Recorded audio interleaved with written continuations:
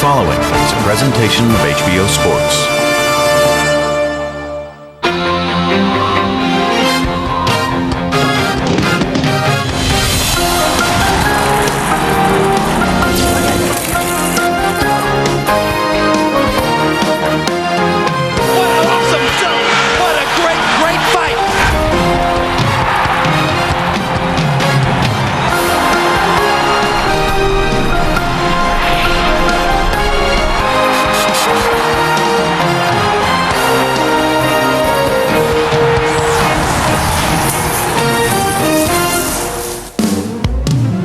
Championship boxing is back in high definition from the theater at Madison Square Garden in New York City. Tonight, we have a doubleheader in the 154-pound division. First, former title holder Kasim Ouma takes on Brooklyn's own Saku Powell. Then in our main event, Ike Quartey and Vernon Forrest, two former welterweight champions, try to prolong their resurrections at junior middleweight. Hello again, everybody. I'm Jim Lampley. Welcome to this significant 154-pound doubleheader in the small room, the theater at Madison Square Garden. Significant for two reasons. Number one, because in the main event, you're going to be seeing two headline fighters, Ike Quartey and Vernon Forrest, both of whom may have seen their best days behind them, but both of whom are hoping that a big win tonight can propel them forward toward at least one more huge fight in their future. And also because all four fighters exist in the richest neighborhood in the sport.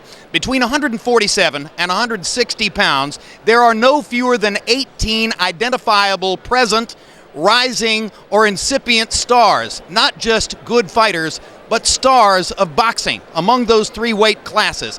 And all four of the fighters tonight figure into the middle of that picture. Any of the four could conceivably emerge as one of the very best in the world in his weight class. Working with me, as always, HBO boxing analyst Larry Merchant. Larry, when you talk about Ike Quartey and Vernon Forrest in the main event, both of them made huge statements in their last appearances here in this room in the theater at Madison Square Garden.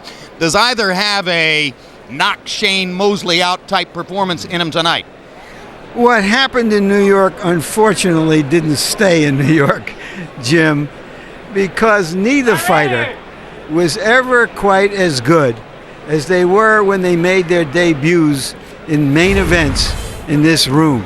Ike Quartey came from Ghana with a title, a reputation, and he lived up to it in beating Ouma, a top American challenger. And Vernon Forrest, of course, stunned Shane Mosley in the boxing world 4 years ago in this very same ring. Can this ring and this arena in this town inspire two veterans to be the very best they can be once again? All right, and don't let me confuse you, incidentally. When I say a knock Shane Mosley out performance, I should say a knock him around performance. Shane did make it the 12-round distance in that fight against Forrest, but ultimately wound up losing to Forrest twice. That's the height to which Vernon hopes to rise again. But in the first fight, you'll be seeing unbeaten Saku Powell against Kasim Ouma, one of the best stories in the sport. Working with us also, our HBO World Championship boxing expert commentator, Emmanuel Stewart. Emmanuel, Ouma, since losing his 154-pound title last year to Russian Roman Karmazin, a really good boxer, has rebounded with 3 straight wins. Does the unbeaten, relatively untested Saku Powell pose a serious threat to Ouma in this fight? Jim, not only do I think that Saku Powell poses a threat, actually when I look at all of the logics and facts, actually I would favor Powell in this fight. I like Powell's background, great amateur background. He's a very sharp fighter. The timing is perfect where his career is moving north right now. And also, he's fighting at home, believe it or not. And that can be a major factor. Ouma, you have to get involved with emotionally because of the drama with his life, which will be dealt with later. But you have to love him emotionally. But still, when I look at logic, I favor Powell in this fight. It's an interesting fight because Powell is a well-grounded, conventional southpaw boxer. Ouma, on the other hand, the most prolific puncher in the sport, often throws 120 punches per round. Let's take a look at the tail of the tape for Kasim Ouma and Saku Powell. And Powell, of course, hails from Brooklyn and should have a sizable rooting contingent here for him tonight. They're both 27 years old. There's a 2-inch height advantage for Powell. Arm length advantage of 1.5 inches measured from the armpit to the end of the fist. The contract called for 154 pounds, give or take a pound, so Powell at 155 is legal in the fight. Rules of the bout with our unofficial ringside scorer, Harold Letterman. The Kasim Ouma Saku Powell fight is scheduled for 10 rounds using the New York State rules that you see on your screen. Jim, real quick, the 4 criteria that the judges will use to score each individual round: clean punching, effective aggressiveness, ring generalship, and defense, with a strong emphasis on clean, effective punching. Jim. All right, Harold, you could talk all night about the horrific background from which Kasim Ouma has somehow emerged. Suffice to say, he was at age 7 kidnapped from a tiny town in northern Uganda by rebel militia, forced for 10 years to fight in a civil war not of his choosing, originally in the rebel militia, then forced to fight on the government side. Eventually, he became an amateur boxer, partially for the purpose of trying to get out of Uganda on an amateur trip to the United States. He defected and has been here fighting ever since. Now, Larry, there is a congressional-backed effort to get him back to normal relations with the Ugandan government so that he can bring his grandmother here to the United States. The Black Caucus and several congressmen from both the Democratic and Republican parties have joined hands in trying to enable him to go back home. But can they accept a deserter? And with high praise, is he going to set an example for others from that troubled country? And the challenge for his handlers has been to try to keep the emotional backdrop of his horrendous personal life out of his ring life so that he can continue to concentrate and perform. They believe that it was the difficulty with his grandmother which bedeviled him and caused him to fail in his effort against Karmazin a year ago. And now here comes Saku Powell of Brooklyn. And Emmanuel, you're always talking about the importance of a deep amateur background in the sport. That may be one of Powell's big advantages here. But also his last fight he fought down in Memphis on the same card with Wright and Taylor. He fought a southpaw then, which could have been a good tune-up for this fight here. A very good southpaw who he stopped in the 10th round. And in training at the Crunk Gym when we had Jermaine there, he also boxed with Jermaine Taylor on a very good top-notch level, and also with the southpaw Andy Lee. So I feel that he's very prepared for this fight at this point in time. Jim, there once was a famous bullfighter, believe it or not, from Brooklyn named Sidney Franklin. He has to be the bullfighter tonight against the very busy Ouma. Emmanuel mentioned the relationship to Jermaine Taylor. Powell almost made it to the Olympic trials final against Taylor, but was disqualified in his semifinal bout for roughhouse tactics. It was regarded as an open question as to whether Powell or Taylor would have won that Olympic trials final and gone on to Sydney. As it was Taylor who emerged from the Olympics to become the star. Powell now chasing his image and those of other fighters in this weight neighborhood. Let's go to Michael Buffer now for the official introductions.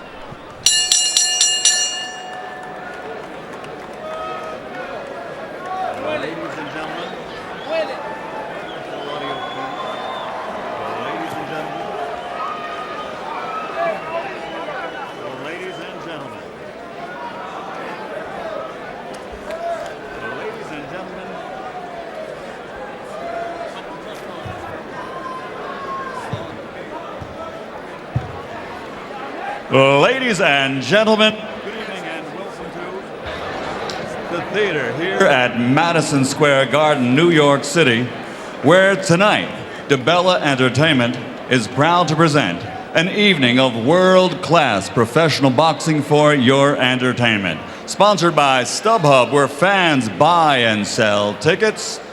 The first bout brought to you in association with Golden Boy Promotions and Peltz Boxing Promotions. These bouts are sanctioned by the New York State Athletic Commission. At ringside, the 3 judges assigned, scoring the contest on a 10-point system, will be Dick Flaherty, Tony Paolillo, and Steve Weisfeld. And when the bell rings, inside the ring, the referee in charge is Eddie Claudio. And now, ladies and gentlemen, from Madison Square Garden, 10 rounds of boxing. This is in the light middleweight division. Introducing first, fighting out of the blue corner, wearing red, official weight, 153 pounds, professional record, 24 victories, including 15 knockouts, only 2 defeats with 1 draw. Fighting out of West Palm Beach, Florida, introducing Kasim, the Dream Ouma.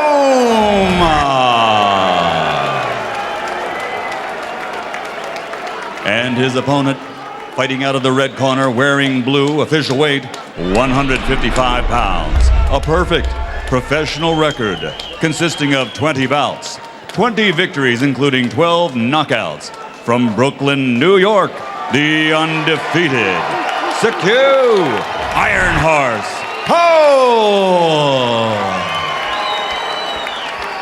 All right, 2 seconds. Only 2 seconds. Sekou. All right, Sekou, Kasim, we went over the rules. I expect a clean fight, obey my commands, and protect yourself at all times. Touch him up, and let's get popping. Is Ouma as vulnerable as he seemed against Carmen? Is Powell up to this big occasion in his career? Well, Steve, the general consensus of most of the local people that I've spoke to, Larry, has been that they feel that Ouma has an edge because of the pressure that he's going to apply, and they are not sure or confident that Powell will be able to handle the pressure that he's going to have put on him. Well, Powell with the height advantage and presumably with the stiffer jab will try to keep Ouma at range. Ouma, as I mentioned, a guy who often throws more than 100 punches per round, will simply try to let his hands go and overwhelm Powell with activity. I mentioned the amazing convergence of star fighters between 147 and 160 pounds. Here is at least a partial list. Floyd Mayweather Jr., Oscar De La Hoya, Ricky Hatton, Shane Mosley, Kasim Ouma, Winky Wright, Jermaine Taylor, Miguel Cotto, Corey Spinks, Carlos Valdemir, Antonio Margarito, Luis Calazzo, Vivian Harris, who got a big knockout over Steve Johnston last week, Roman Carmison, Arthur Abraham, Felix Trinidad, he chooses to come back, Edison Miranda, huge puncher from Colombia, coming up, Kermit Cintron. There are others who could conceivably be mentioned. Emmanuel, in the long history of the sport, do you think there's ever been this much talent in those 3 weight classes, or in that area? No, I've never saw this much talent in where you say welterweight all the way to middleweight. And all of these guys are good fighters, and on any given day, any of them can beat each other. It's an amazing convergence of talent. Ouma backing Powell up through the opening minute of the first round. Ouma's fighting a very good fight at this stage, and it seems like he's being very effective in backing up Powell. You know, Ouma has said that one of the biggest problems he's had in recent fight, in particular the fight where he lost to Kamzan, has been so much arguments and friction with his trainers. And before, I guess, Tim Witherspoon and Johnny Bumpers and everyone was arguing between rounds. So to avoid that, for this fight, he went back to the guy who's been with him, he said, more than anyone else. And that's been his old trainer, Mr. Mudawafa. And therefore, he won't have that problem in his corner. Well, it's certainly important for a fighter to have one voice to which to listen in the corner. And he's chosen the least well-known of all the people around him. Yes, but he says he feels more comfortable with him, but he won't have so much turmoil.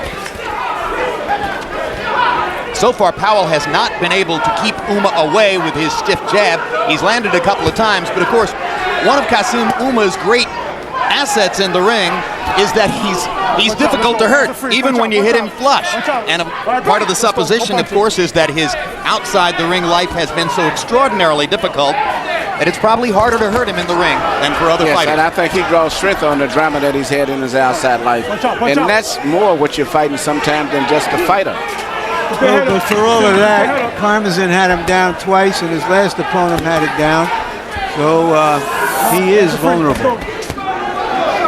10 seconds. Good left hand over the top by Powell.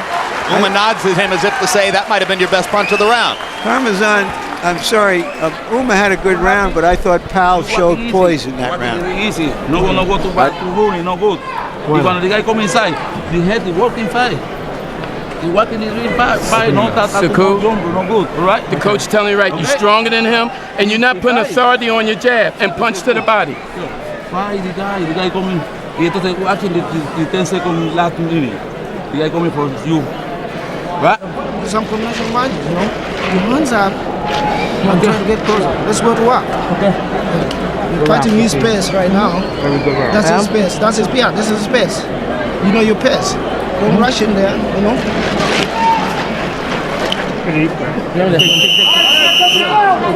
That corner clean too. Left hand. Watch your head, all right? All right, let's go. Box.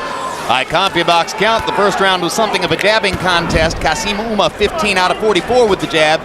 Saku Powell 6 out of 39 with the jab. On that basis, Harold Letterman gives round 1 to Kasim Ouma. Overall, Ouma 21 out of 68, Powell 16 out of 61. Ouma looks a little bit stronger and more buffed out in his body tonight than I've seen him in the past, Emmanuel. I think he looks stronger, but also seems like he seems to be more comfortable with the way the fight is moving, whereas Saku is landing a lot of clean punches, but seems like he's a little uncomfortable and a little edgy. Is Saku enough of a confident counterpuncher to spend the whole fight backing up like this? Well, he's going to find out tonight.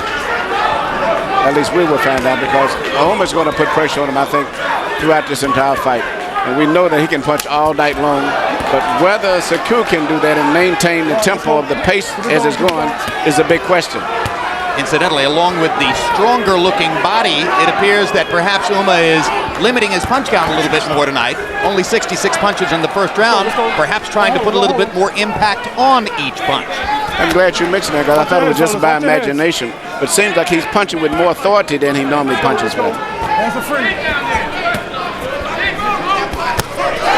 Good left hand by Powell. Another good left hook mixed in by Saku Powell. We call it a left cross, reminding you that, of course, both fighters are southpaws. Powell is hitting Ouma with some clean shots. He's got to be able to show that he can have an impact with those punches in order for him to do business in this fight. Yeah, Powell, I think, is landing the cleaner, more effective punches. It just seems like that Ouma just still seems to be more comfortable with the situation where it is. And he's still putting a lot of pressure, and whether Powell can do it all night is the question. And it appears that there's a war of wills emerging about who's going to go forward and who's going to go backward. And so far, Ouma is still winning that war of wills, standing his ground and forcing Powell most of the time to back up.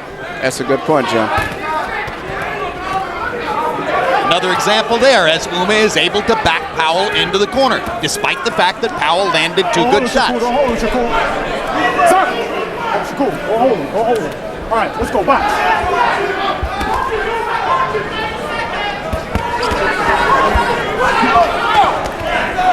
Get head up, Shakur.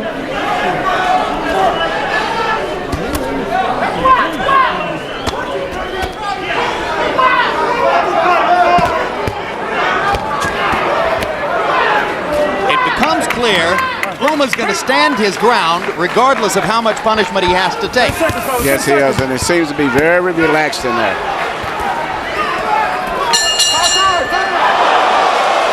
Saku Powell got in a straight left hand after the bell. Kasim Ouma touches gloves as if to say, accident, I don't mind.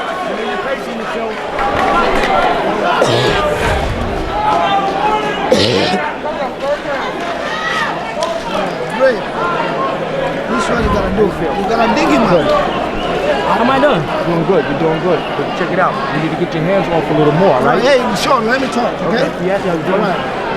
Let's try. Well, let's take a look at a replay in regular speed just to determine was that last straight left hand by Saku Powell after the bell. That left is right on. 2 punches after the bell, a right and a left. But again, Ouma didn't mind. No, it was a middle of exchange, and you couldn't do anything about that. I like the way Powell has looked so far. And, you know, he doesn't have to go forward. That's not his style. But he doesn't, and he's not running either. He's a counter puncher. He's a boxer. This is the way he's supposed to approach this. Interesting second round. You saw a little bit more of the old Kasim Ouma, 27 out of 104 punches. But Saku Powell dispensed with the jab a little bit, went more to power punches, landed 28 out of 56 power shots, en route to 40 out of 89 overall. Harold Letterman gives that round to Powell. Even fight through 2 on the Letterman card. Tonight could be one of those interesting debates on ring generalship because both guys are throwing and landing. I think that Powell is a better puncher than Ouma when it comes down to punching. And he's landed the more cleaner, crispier punches. And if he can just do that and hold up and not fall apart going down the stretch, he has a good chance of winning, not only by decision, but if there's a knockout, I think it would favor Powell also because of his punching power. Powell seems to be finding the target now with considerably more regularity than was the case in the first round. But Ouma is unruffled and continues to win the war of wills on going forward. As Larry says, Powell doesn't necessarily need to go forward, particularly if he can counter well. And you get a lot of chances to counter against a guy who throws 104 punches around. As you said, Larry, yesterday in our discussions, Kassim Ouma's offense is his defense.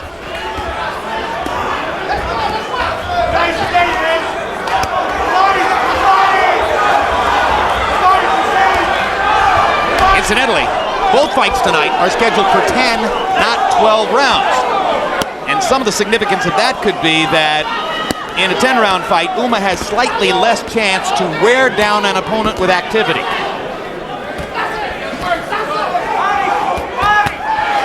Good shots from Powell. Ouma stands his ground and keeps coming forward. But as soon as Powell finishes up right away, Ouma comes right back with him. So he's making Powell work all the time.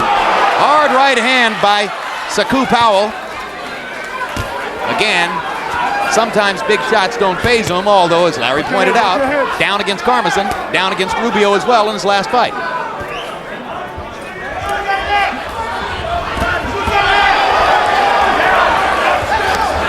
This has got to be a very difficult fight to some degree for the judges to score because the clean, flashier punches are landed by Powell, but still the consistent flow is coming from Ouma, so it depends on what a judge looks for. And because of his background, which has gained him so much attention, and because also of the mystique of all those punches he throws, Ouma has a certain glamour, which may subliminally communicate to judges. Yes. He is a star.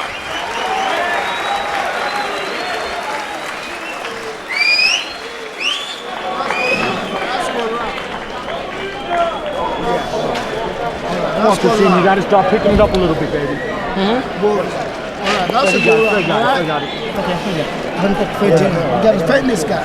Defend this guy. Let him come and let him throw it. Start digging him up from bottom and up. You know, take away his jab. Go ahead. No problem. Saku. Okay. It's all right? Bueno, okay. More reasons, Saku.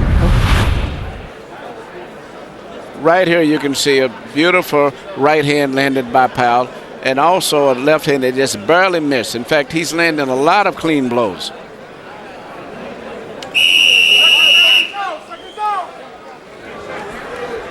You technology aficionados at home will be pleased to know that that was our new super slow-mo replay technique. Was it a little slower than a normal slow-mo replay? Yes, it was. Thus the dramatic picture of the bending of Ouma's face. Good hard right hand uppercut by Saku Powell to begin round 4. Harold, how do you have it through 3? Okay, Jim. 29-28, 2 rounds to 1. Kassim Ouma. Jim, I gotta tell you something. The key to this fight is the right hand of Kassim Ouma. Saku Powell doesn't want to go backwards. It's Ouma with that right hook, that right jab. He doubles the right hand. For a southpaw, he's got one of the best right hands I ever saw. 2-1, Ouma. I have it 2-1 for Powell. Let's go. Punch out, Shakur. Don't hold him, Shakur. Don't hold him. Let's go. Work. Let's go.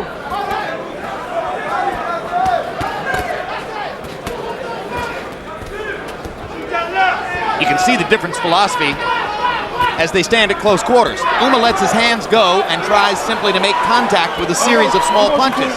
Powell waits and looks to land something significant. That's right. Ouma can get in close and he'll do things instinctively without even thinking because that's the way he fights. Whereas Powell has to think, the plan. I've got to land this big 1-2 hook. I have to do this, have to do that. Ouma gets in and he just fights like a little machine. He just throws punches, don't even have to think, don't worry about the power. And even though he may be outlanded when clean punches, eventually the toll will take his pace of the fight is going to take his toll on Powell. Well, that's the one issue. Can he stand up here for 10 rounds against a guy who is going to keep coming at him? And that's what many of the fans here locally feel, that he cannot do that. And that's why a lot of them pick Ouma to win the fight. Work. Let's go. Well, to a certain degree, there's only one way to find out if you can master a guy like Kassim Ouma, and that's to fight Kassim Ouma. I mean, there just isn't anybody else who's exactly like him. There's a little bit of the Gumby in him. Punches will come from all angles. I think the thing, if Powell could box and keep a distance, but he can't, Powell is instead wanting to fight at the wrong distance. And there's another classic case as Ouma gets in a lot of little shots along the ropes, and finally Powell backs him off with 2 big, clean, hard hits. This is just a typical everyday walk in the park, whereas Powell is loading up, breathing real heavy when he punches. Ouma's just breathing at a steady flow and just punching very easy, very smoothly, and consistently. Well, one thing we knew for sure, there would be action in the fight. It has been non-stop exchange since the opening bell, as is almost always the case when Kassim Ouma fights, and certainly Sekou Powell is a willing opponent. They have traded through 4. And just a little bit earlier this evening, our Larry Merchant visited the dressing room of one of our 2 main event stars, Vernon Forrest. Vernon, 4 months ago, this fight was postponed because you felt that your left arm was not prepared yet. Are you 100% now? Yes, I'm 100%, but this fight wasn't necessarily postponed because this fight wasn't necessarily set. You know, we were still in negotiation, but now that I'm here, I'm ready to go.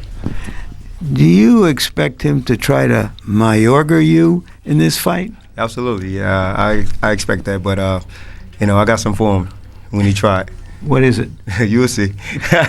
Give me a few minutes, you'll see.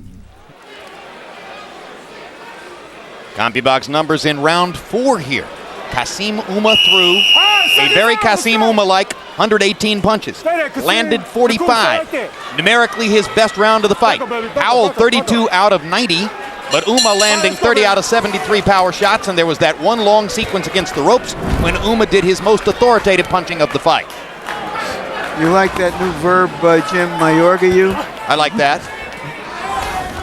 Given all of Ricardo Mayorga's behaviors, you can use him as a verb, a noun, an adjective, an adverb, an expletive deleted. I think in the De La Hoya household, he's an expletive. Who got deleted by De La Hoya. Bingo. Well done. You're locking, guys. Let's go.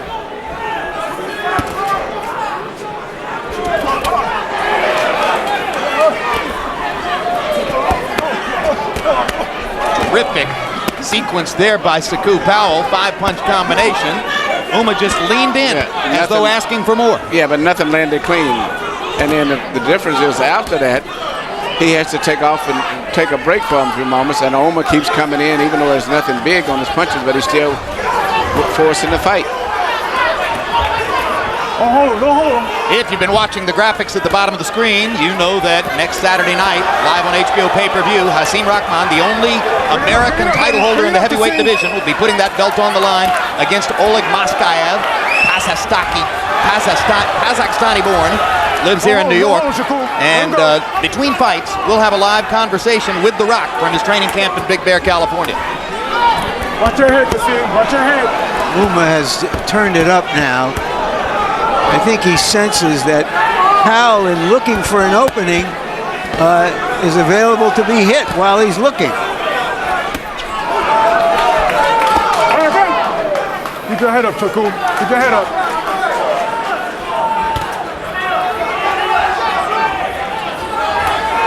Well, one of the things that Ouma will do is, if you stay with him while he's throwing 90 punches around, he'll say, okay, let's see what you can do if I throw 110 punches. And you know, if I was in the corner of Sekou Powell, I would be very concerned seeing that the fight is only in the 5th round. And as Larry just pointed out, Sekou Powell seems to be fading slightly, and Ouma is coming on stronger.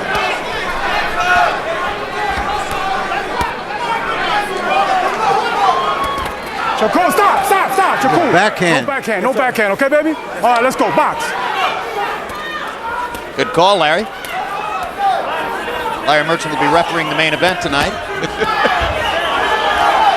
Hoping to make sure that Quartey doesn't Mayorga Forrest. Come on, work, baby, work.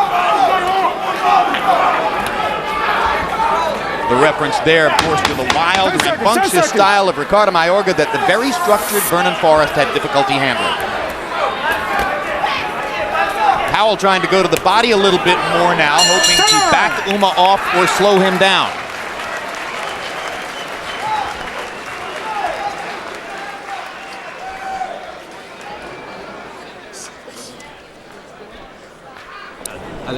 Está muy bien. Cuál duro. Duro. Ese Sekou. El guy está ping, pam, ping. You get it 1, 2, punch. Hey, working loose. Right? Working more loose. You working the guy. Moving the guy, working your arm, brother. Listen to me. You boxing his bout. You better box him. Box him on the outside when he come. Tie him up. Okay. Get off first. You box smart. You got to win these last 4 rounds. I figure we'll win it. Okay? But you got to stay. Right here you see his backhand punch, which is illegal. I think the reason that Powell did that was just totally out of maybe frustration and fatigue. Fatigue will prompt you to make bad decisions in the ring. He's trying to do anything to tell Ouma to slow down and leave me alone and let me get a break for a moment. But Ouma is not buying it. I think Powell's got to make a statement right here if he's going to stay in this fight. I agree with you, Larry, because right now he's landed the clean punches. Kasim hasn't landed too many really eye-catching punches. It's just the consistency of his punches coming in, but nothing really that clean and effective. It's his ability to keep letting his hands go every second, in every situation, regardless of how you hit him, where you hit him. He keeps coming and throwing, and you have to be able to deal with that pressure. And the fight is moving more along the lines of what Kasim or Ouma would want it to be, more so than Powell. Indeed, Powell more and more is backing up on his own, as if trying to get away from Ouma's pressure, but it doesn't work because Kasim just steps forward. And you know, you could hear Mitchell in the corner trying to tell Powell to move and box. It's too late for that now. First of all, he doesn't have the stamina, and the fight has gotten into a pattern now that I don't think it's going to be easy for either fighter to change and break up. Well, other fighters that Powell has fought, when he hit him with that many clean shots, wouldn't be coming forward like Ouma is. So this is the higher level of the game where you find out if you can play there.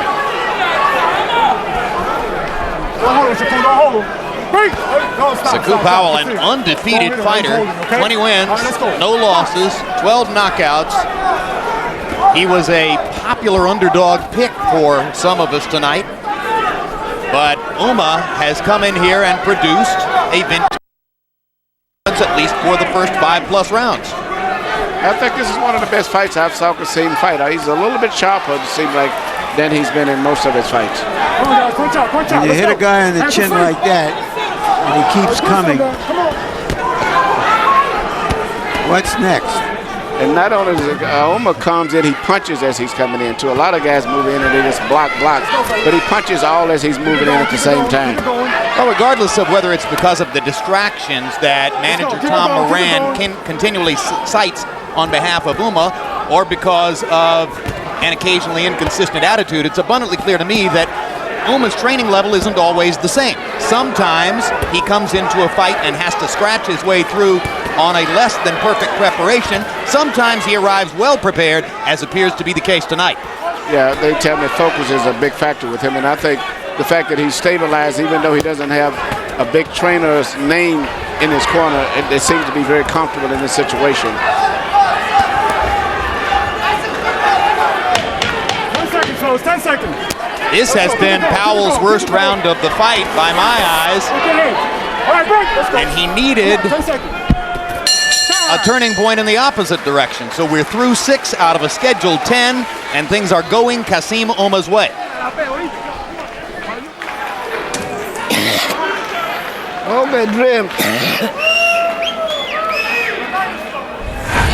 Tuesday, August 15, it's the next Real Sports with Bryant Gumbel. You'll see the path of a disputed Honus Wagner baseball card, which may be worth $1 million, or which may be worthless.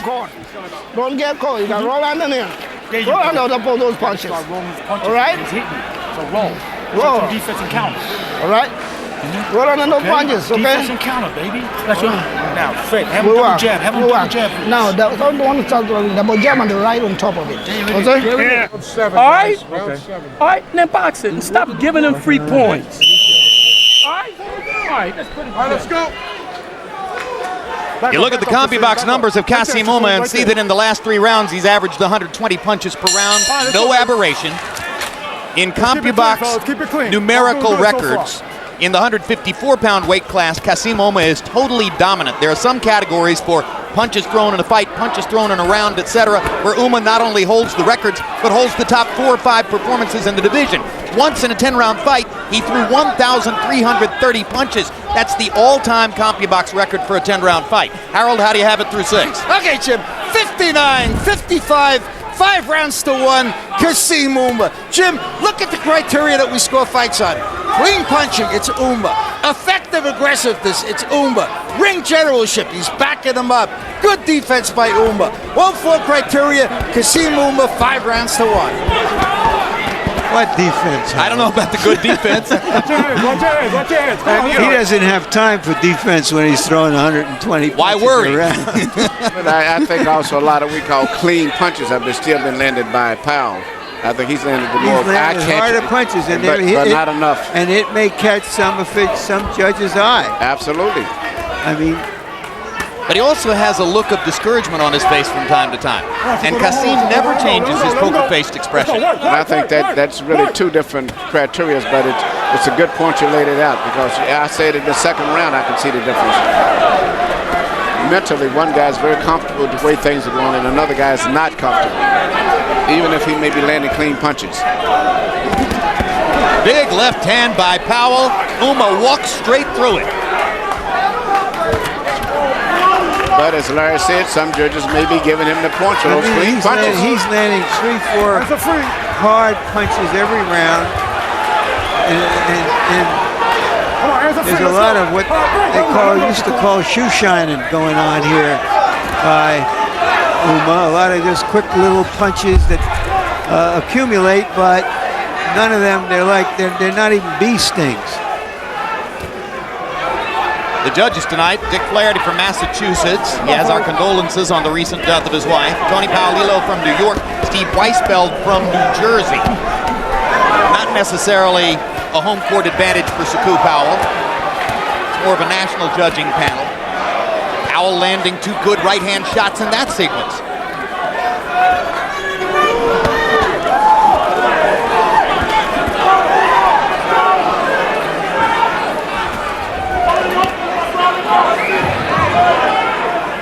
Ten seconds. You've done so many 12-round fights over the years. A 10-round fight feels brief. Let's go. Hands are free. Only 3 rounds to go once this bell sounds in 6 seconds. And you've already heard Larry Merchant's conversation with Vernon Forrest in the dressing room. Between rounds here, we'll see what Ike Bazooka Quartey had to say to Larry. Ike, you've had so much success as a businessman. Why are you fighting again?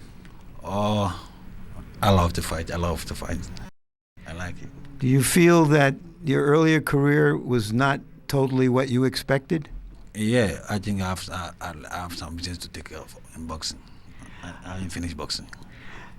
Do you think you can overpower Forrest the way Mayorga did? Yeah, that's our plan today. That's the plan we have for today's fight. Thank you very much. You're welcome. He's tired, dog. He's tired.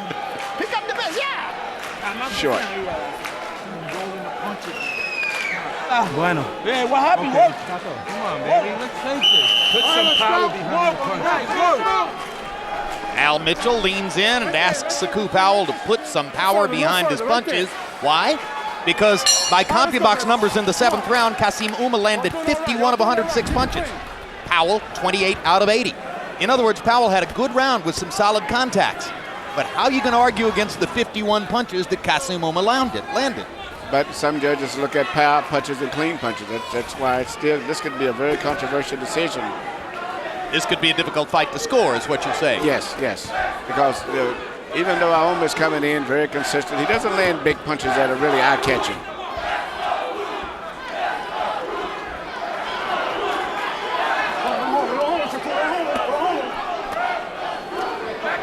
Incidentally, in the 154-pound weight class, by CompuBox count, the average punch output for a fighter is 59 punches per round. In other words, about half of what Kassim Ouma normally throws.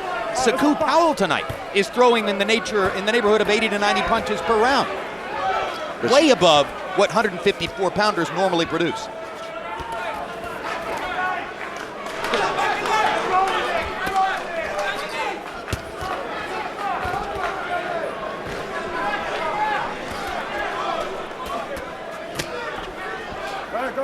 Hands are free. Let's go, baby.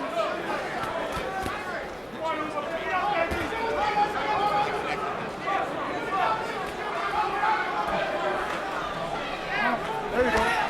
The story of this fight so far is that Powell, when he's connected cleanly, hasn't been able to put enough hurt on Ouma. Well said.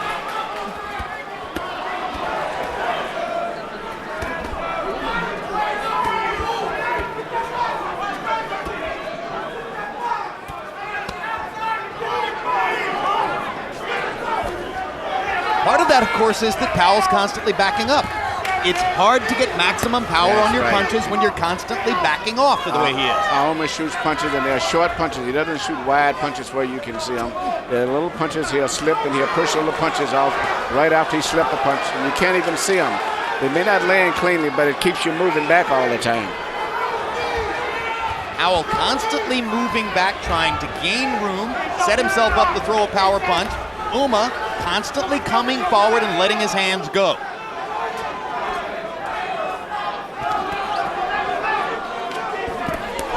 Good left hand by Ouma. And a right hand body shot. Ouma slowing the pace slightly in this round, looking to put a little bit more impact on his punches as well.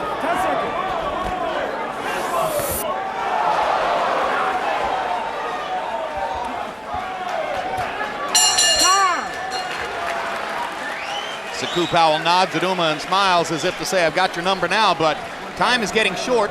8 rounds gone in a 10-round fight. Sit down, Sekou. Yes. Sekou, how you feeling? Good, excellent. Lift your left glove for me. Left glove. Okay, you all right? Okay. Sekou, tienes que pelear más, more busy, Sekou. The guy coming ting, and you ta. The guy not moving the head, the guy coming straight, you not say nothing. Now, cut him off. Cut him off. Let's finish him, man. It's done. Round 9, baby. You just push him. Here you can see Kassim Ouma just being very busy, consistently moving forward, but also punching as he's moving forward.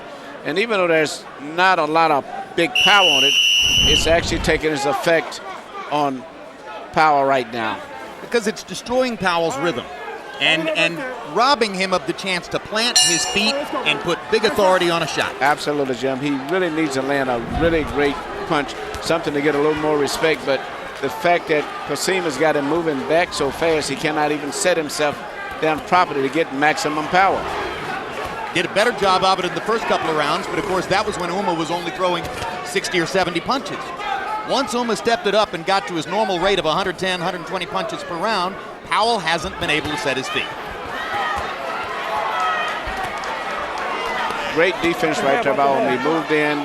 Powell shot about 8 power punches. Not one of them landed. Stop. Time. Go over here. And now we're going to have a glove tape issue for Sekou Powell. Powell's trainer Francisco Guzman comes to the corner.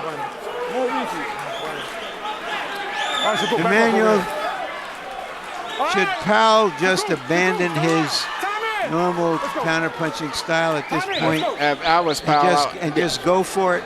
Yes.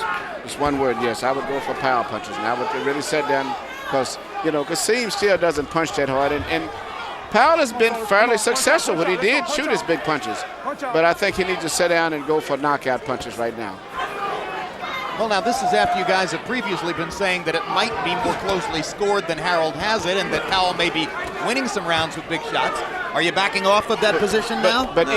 even if he didn't knock him out, I think it would get more restricted and would slow down Ouma. Ouma's, march forward, so to say, is picking up momentum, and he needs to hurt him to get a little bit more respect. He may be doing better than anybody thinks on the judges' cards, but we have him behind. It looks like he's losing the fight. His corner should be telling him that he's got to go for a knockout. Come on, punch out. Let's go. All right, break. I got just a vague hunch this time, and sometimes I feel the opposite way, but I got a vague hunch this time that these scorecards are going to look a little bit like Harold's.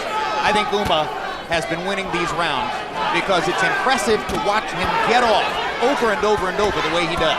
But even if he didn't knock him out, just a good effective knockdown or something would really, I think, give him a shot better to win a decision than the way it's going. Here's another perfect example. Ouma throwing 15, 20, 25 shots as Powell looks to try to land something. And Powell is not hurt, but those are still point scores.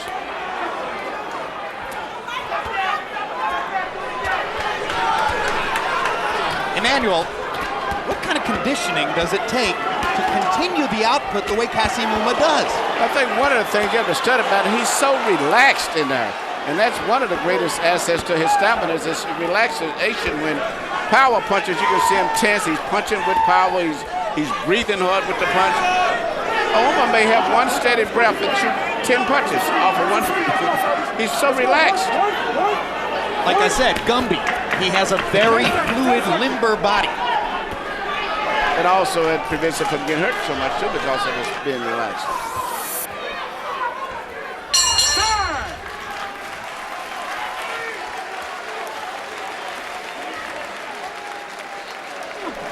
You don't know no problem, right? Fighting good, move in the ring. Sit down, son. Okay, last round. Aire duro. Jala duro. Relax. Jala duro. One more time. Jala aire. Viene the last round, Sekou. The last round. Pero usa your hand, busy, bam, busy. Sekou. I get fixed. All right, now. Just be careful. Every time you got a punch, you got to roll under. You got to remember, we've been doing this in the gym. Roll under. All right? Taking away his jab, you're doing beautiful. Taking away his jab. All right. How you feel? How you feel? You're a champion, okay? Win this last One round. fight. Leave no doubt, Ouma. Leave no doubt. Now here we're talking about Powell needing a knockout, and they may have told him that. But I thought I heard Ouma say to his trainer, I'm going to knock him out. Finish strong. You're fighting in the other guy's hometown. That's the attitude to have. Kassim Ouma is always confident. We remember how Winky Wright went into a soft shoe dance in his last round.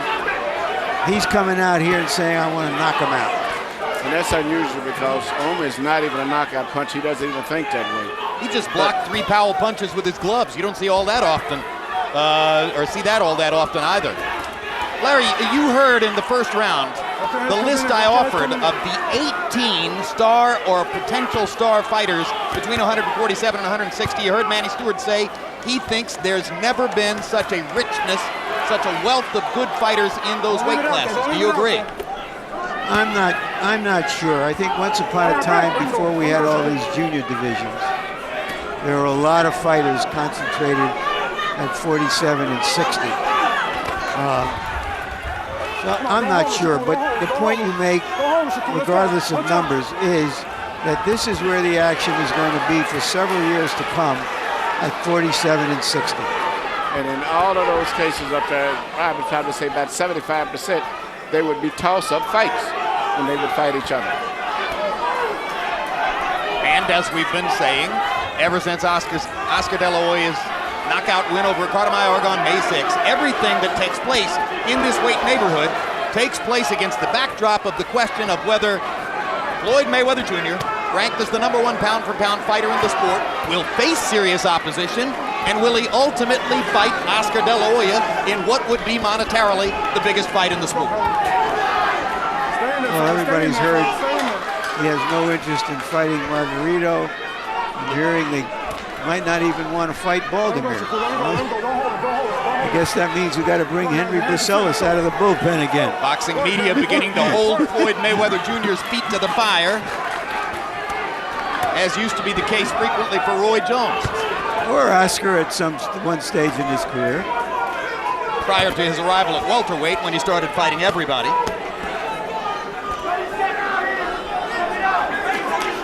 Powell has made no big statement in the 10th round, which would alter the profile of what's happened in the preceding 9. It's been pretty much more of the same as Ouma continues to move him backward and throw. This is really all Ouma knows. And it's not a bad thing to know when you're always fighting in the other guy's hometown. You know, he reminds me of Juan Diaz at 135 in the sense that if he had power at all, he would seem virtually unbeatable. Yeah, Juan Diaz has a little bit more snap than this. But it should be an interesting decision. A big right hand. Maybe his best punch of the fight was that last right hook. But it'll be interesting to see the judges' scorecards for what was one of those fights in which one guy landed harder shots, the other guy landed more. I love you, man. I love you. Good job. Tough fight, man. Good job. Good job. Raise your hand, baby. Winner. Raise your hand. Good job.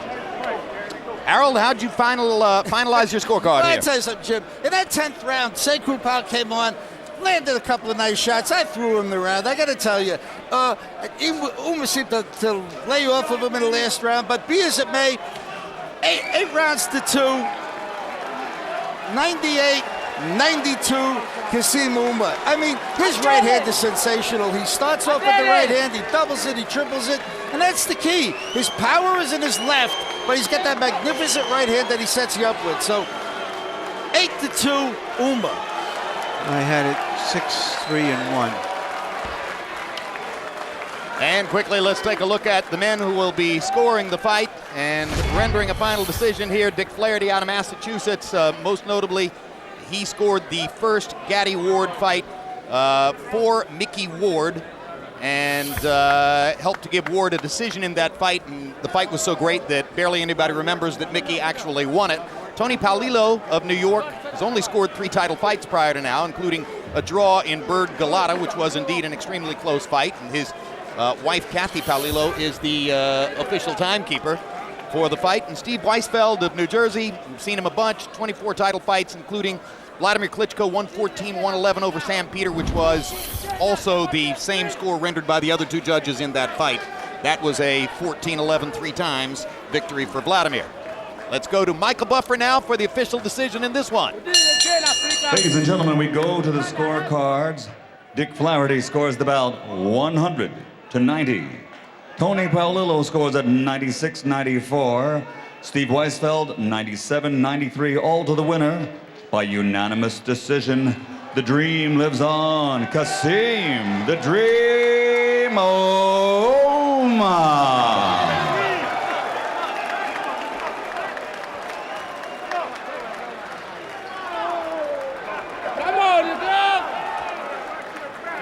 Well, Dick Flaherty's scorecard is fascinating as he scores all 10 rounds for Ouma. And I mentioned Kassim has a certain charisma. He is eye-catching in a lot of ways. And the other 2 scorecards a little bit more within the mainframe, but nevertheless, an easy, unanimous decision for Kassim Ouma in what is, by CompuBox numbers, a classic Kassim Ouma performance. 1,043 punches thrown in 10 rounds. More than 100 punches per round, landing at a 36% connect percentage, which is very high for somebody who throws that many punches. Powell's numbers look great on paper. 319 out of 835. You got to work really hard to do that in a fight. But they don't match up to what Kassim Ouma was able to do numerically. Ouma landing 41 more power shots, Powell landing the harder shots, as both Larry and Emmanuel pointed out, but difficult to catch the eye of the judges when Ouma was throwing so much and so constantly and backing his man up throughout the fight. So Kassim Ouma rolls on at 154 pounds, his 4th consecutive win. Mark your calendars for these boxing shows. Next Saturday night, August 12, HBO pay-per-view. A rematch between heavyweight title holder Hasim Rahman and the man who knocked him cold in 1999, Oleg Moskayev. August 19, Boxing After Dark. Paul Williams, an exciting non-stop action fighter, tall welterweight. Don't miss him, takes on veteran Sharmba Mitchell. September 16 on HBO pay-per-view. 130-pound champion Marco Antonio Barrera faces Rocky Juarez in a rematch of their very close, controversial fight, won by Barrera in May in a fight that was originally announced as a draw and 15-20 minutes later was changed to a Barrera win when an error in scoring was found. Log on to HBO.com for a complete schedule of upcoming boxing. And we mentioned to you, next Saturday night, the only reigning American title holder in the heavyweight division, Hasim Rahman, tries to hold on to that title against another fighter from a former Soviet republic. Remember, the other 3 heavyweight belts are all held by fighters from former Soviet republics. If Oleg Maskayev, Kazakhstani-born, New York resident, were able to beat Rahman, it would be 4 out of 4. And of course, it's a replay of a fight that took place back in 1999 in Atlantic City. A memorable fight because of what happened in the 8th round. With Rahman leading on the scorecards, Maskayev landed a perfect right-hand shot, depositing Rock momentarily into my lap and then onto a concrete floor where doctors immediately began attending to him.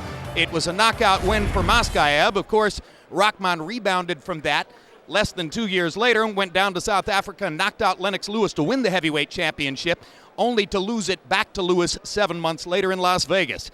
The very entertaining Hasim Rahman joins us now, not from his hometown of Baltimore, but from Big Bear, California, where he's been training in preparation for this fight. Rock, thanks very much for being with us tonight. It's been 7 years since Maskayev knocked you out of the ring in Atlantic City.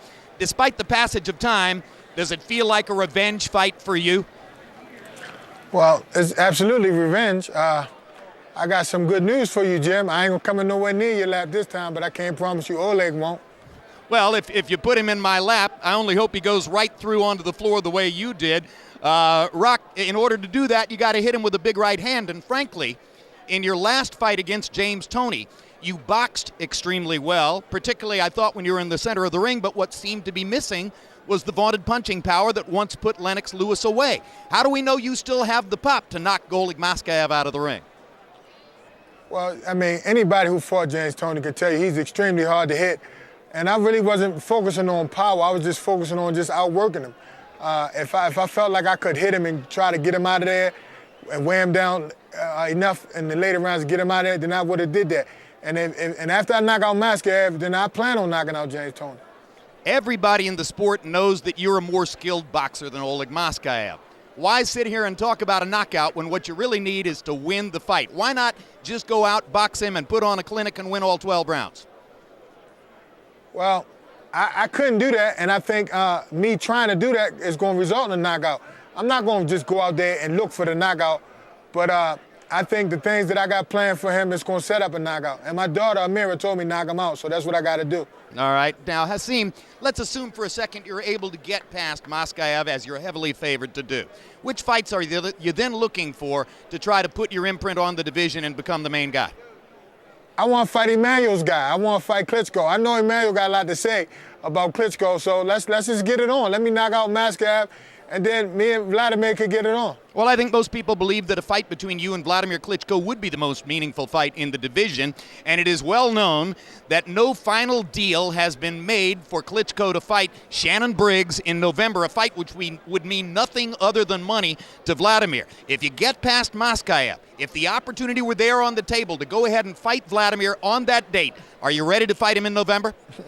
Absolutely. I mean, provided that I go in and don't go 12 rounds with Oleg Maskayev, but I plan on going and do my work in short order.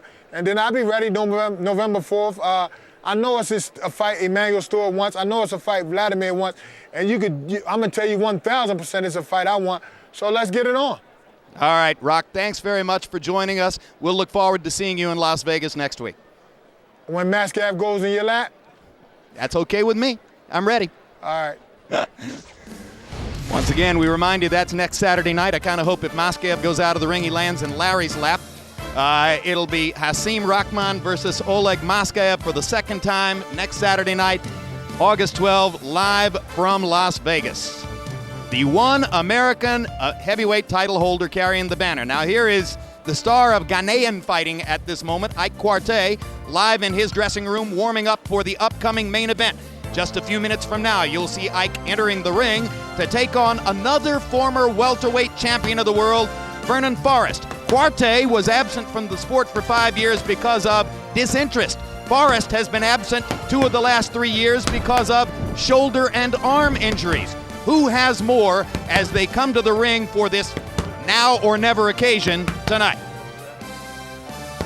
As we mentioned, both Ike Quartey and Vernon Forrest have held welterweight championships in the past. Forrest was the Fighter of the Year in 2002 after his back-to-back victories over Shane Mosley. Quartey had a great fight against Oscar De La Hoya and another against Fernando Vargas. Let's look at their greatest hits. A decade ago, Ike Quartey emerged as one of the most fearsome welterweights to come along in years. Quartey begins to open up. Phillips holds on. He's going to go down right here in a second. In February 1999, he got his chance at stardom against Oscar De La Hoya. De La Hoya lands a hard counter right. Quartey comes back with a right and a left of his own. This is good. It got even better in round 6. And down goes Quartey on a classic De La Hoya left hook. Down goes De La Hoya on a left-hand counter by Quartey. But in round 12, De La Hoya made a career-defining statement. De La Hoya's right there. It's Leonard Hearns all over. Quartey lost a split decision and stayed away from the ring for 14 months. In April 2000, now at 154 pounds, he returned to face Fernando Vargas. Vargas trading right hands with Quartey, pounding Quartey into the corner, and Vargas trying to show Quartey he's the man and Quartey's the boy. Unfortunately for Quartey, that bout remains the signature performance of Vargas's career. Unquenchably bitter, Quartey wouldn't fight again for another 5 years. But now, after comeback wins over Bruno Phillips and Carlos Boorquez, the 36-year-old Ghanaian star positions himself for one last run at a meaningful fight.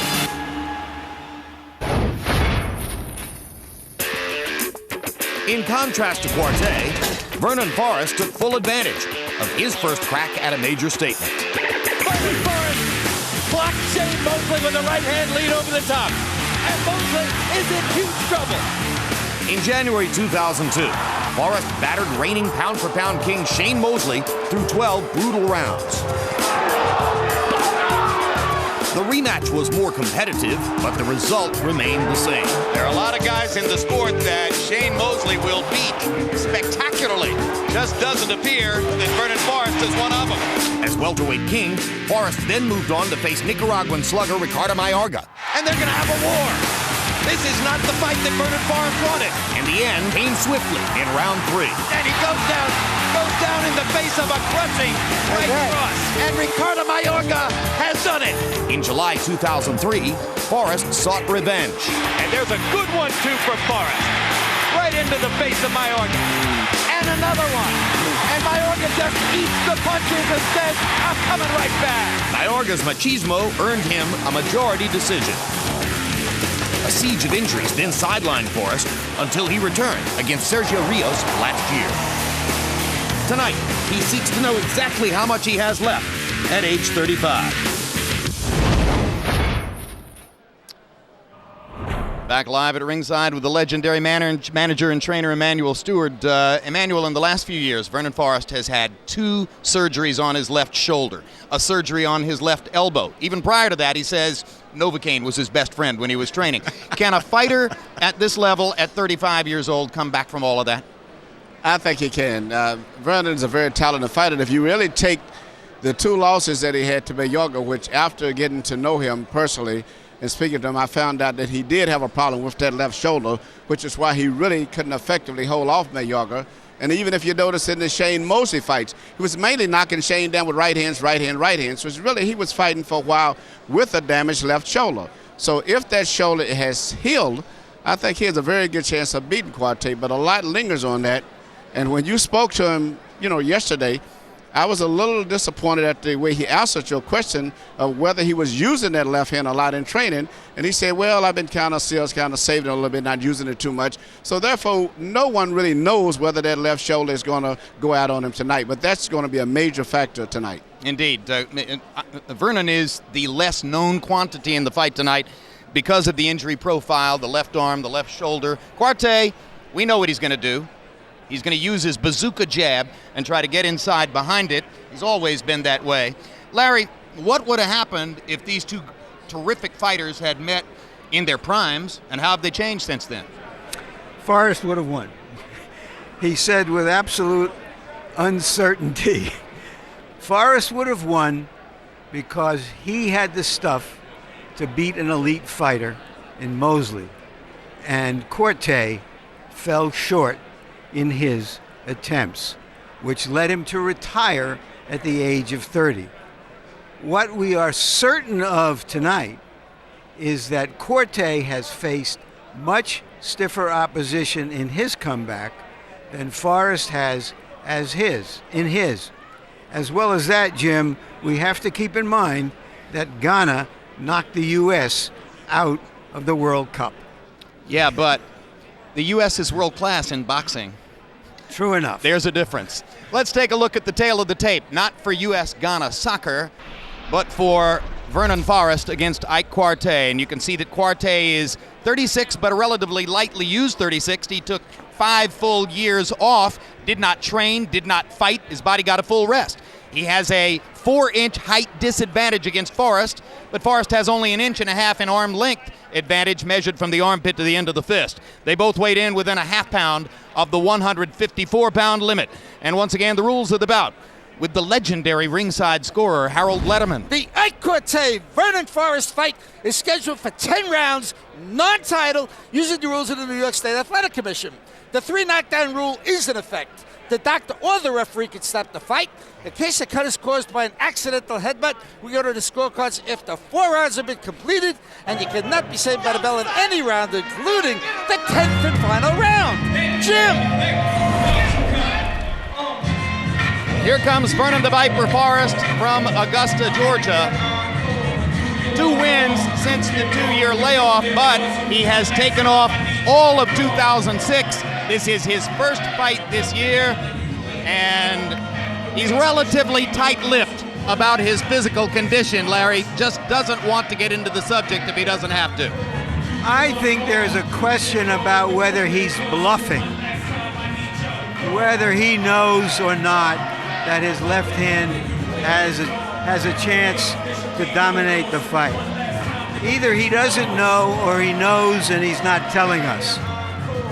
And maybe he's just planning to go out there and try to hit Quartey on the jaw with his right hand and see what happens. Ever the contrarian, Forrest insisted yesterday that his first win over Raoul Frank was a bigger win than his win over Shane Mosley because it gave him a world title.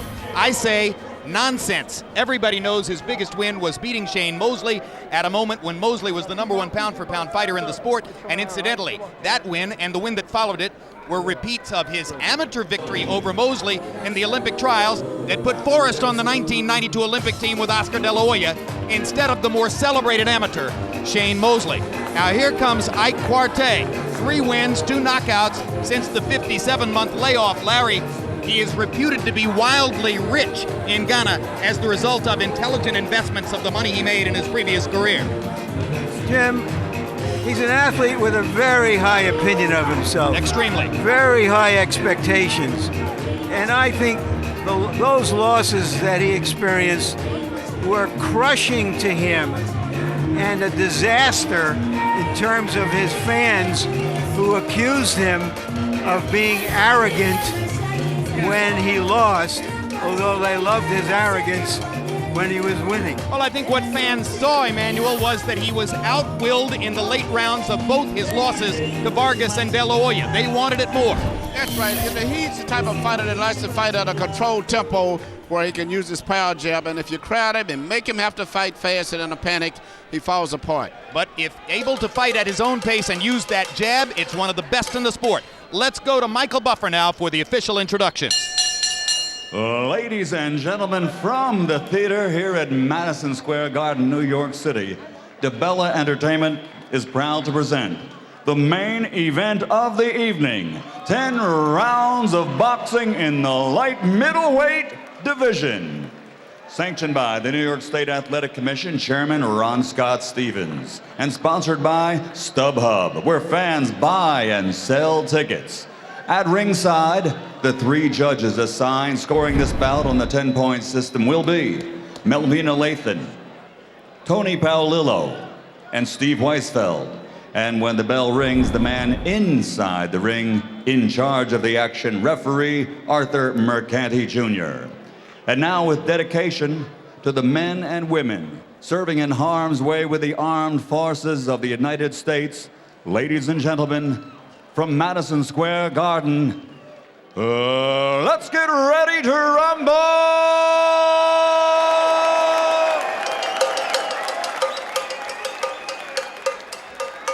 Introducing first, fighting out of the red corner, wearing gold with red, official weight 154 pounds. Professional record 37 victories, including 31 knockouts, with only 2 defeats and 1 bout even. From Accra, Ghana, the former welterweight champion of the world, Ike Bazooka Quartey.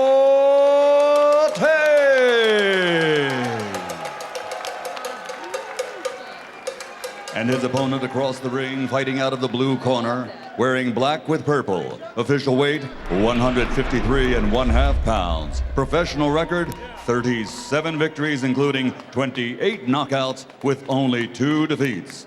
From Atlanta, Georgia, the former 2-time world champion, Vernon, the Viper Forrest.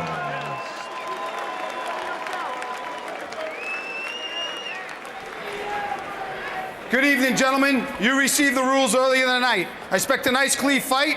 Touch gloves. Good luck to the both of you. Vernon, be your sport and touch gloves. Vernon, I'm telling you to touch them up. Let's go. Don't start. Don't start.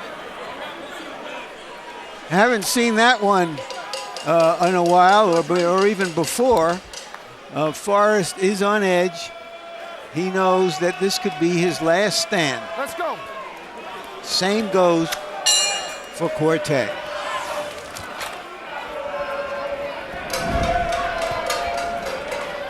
I know Quartey has got to be encouraged after the results of the last fight, where the aggressive fighter moving forward, which was Ouma in this case, was successful, so it's going to be encouraging for him. Question 1 in the first round is, how well and how frequently does Vernon Forrest use his left hand? Does he extend the jab? Is he assertive with it? He certainly starts out using the jab as though he plans to fight his conventional fight, jab and try to get in the right hand behind it. Forrest claims that because of the shoulder injuries and the protection he's had to achieve, his left hook is better than it used to be.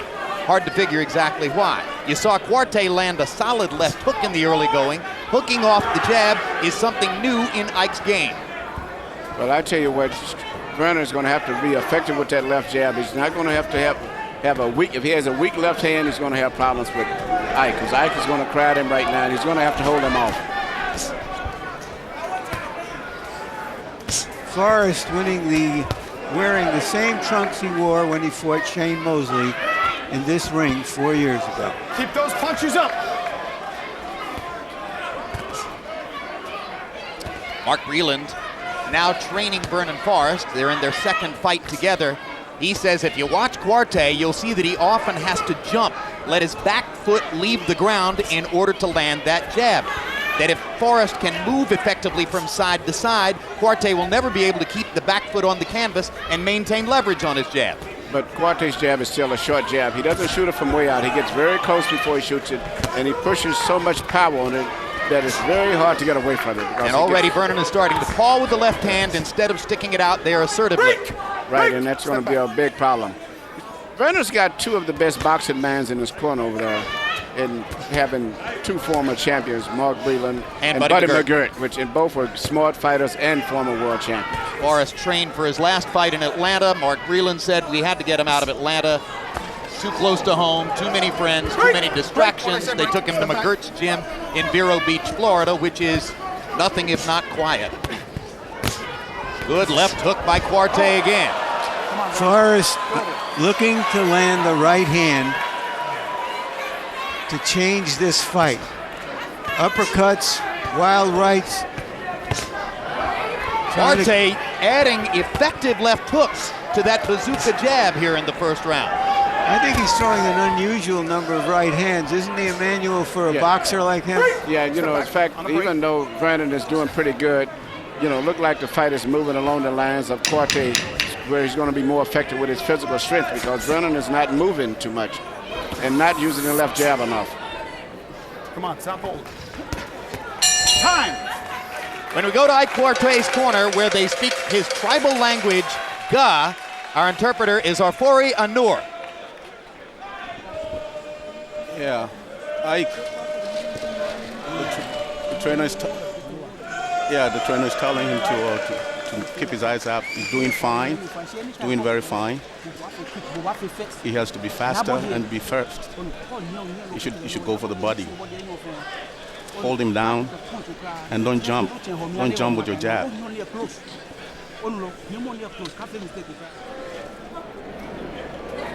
Good work, man. Very good. Keep the head moving, champ. Keep him up. Forrest finished with instructions from Breland and McGirt with 25 seconds to go between rounds. Stands up to wait. Combi box numbers in round one. Quartey 15 out of 38. Forrest 16 out of 89. Forrest threw 56 jabs in the first round, but landed only 5. He begins the left hand in the second round with a hook and a jab. So far, Quartey has been eluding Forrest's jab, getting close enough to throw both his jab and his left hook.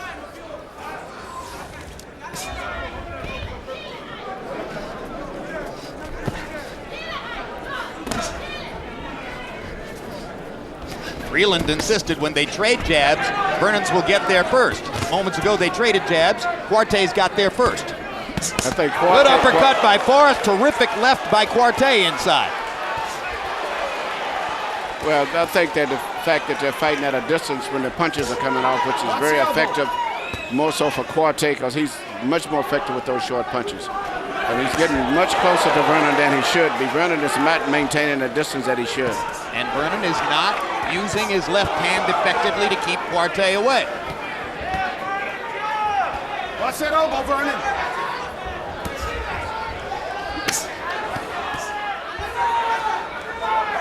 Forrest with a left hand body shot, a right hand over the top, but frankly, the jab just doesn't look stiff. No. Quartey is putting a lot of pressure on, similar to Ouma, but the difference is Quartey can punch a lot more effectively. But I don't know if Quartey has the stamina going down the stretch of Ouma. Or the will. I mean, one thing that you can never question on Kassim Ouma is his will and heart. Quartey, in both the De La Hoya and Vargas fights, seemed in some instances to be more interested in complaining about the decision than in really asserting himself down the stretch. Well, and it also has a little to do with age. Can they maintain this pace? Terrific left hand inside by Quartey and then a right hand over the top. He is landing with considerably more impact than Vernon Forrest in this round. You know, I found myself wondering earlier whether these would have been better fights if the two younger guys fought the two older guys. But these old guys are fighting at a pretty good pace so far. Quartey ducking inside. Forrest partially blocks the right hand and walks away. Quartey coming back with that left hook, which has been effective in the early going. Yeah, he's making Vernon fight right at the distance he wants him to fight at. But Quartey still pulls his head up very high. Every time he punches, he leaves his head straight open. But he's got Vernon's mind so much on survival that Vernon's not even taking advantage of that. Quartey is simply backing Vernon up with hard shots, mostly left jabs and left hooks. And Forrest sometimes has a look of desperation as he tries to gain space and throw his right hand. When Ike Quartey likes the way a fight is going, he will grin at his opponent. If this keeps going this way for a couple of rounds, you're going to see Quartey smile.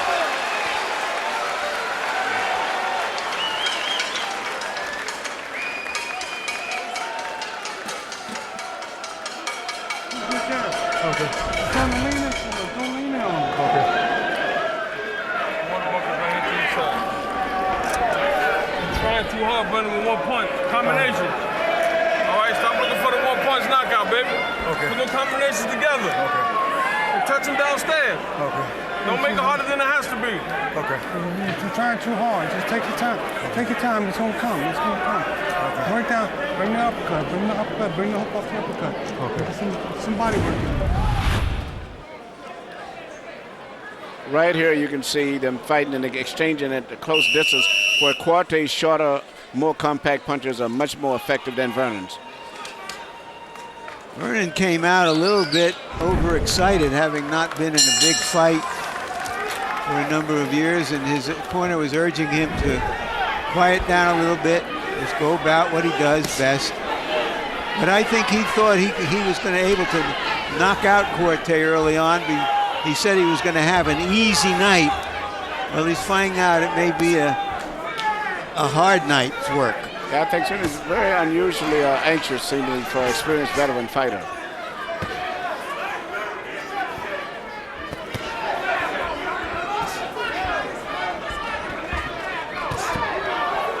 When Jose Luis Lopez rallied in the late rounds of a tumultuous fight against Ike Quartey, the fight in which Quartey set the all-time CompuBox record for landed jabs, Lopez knocked him down twice, rallied in the late rounds to gain a draw.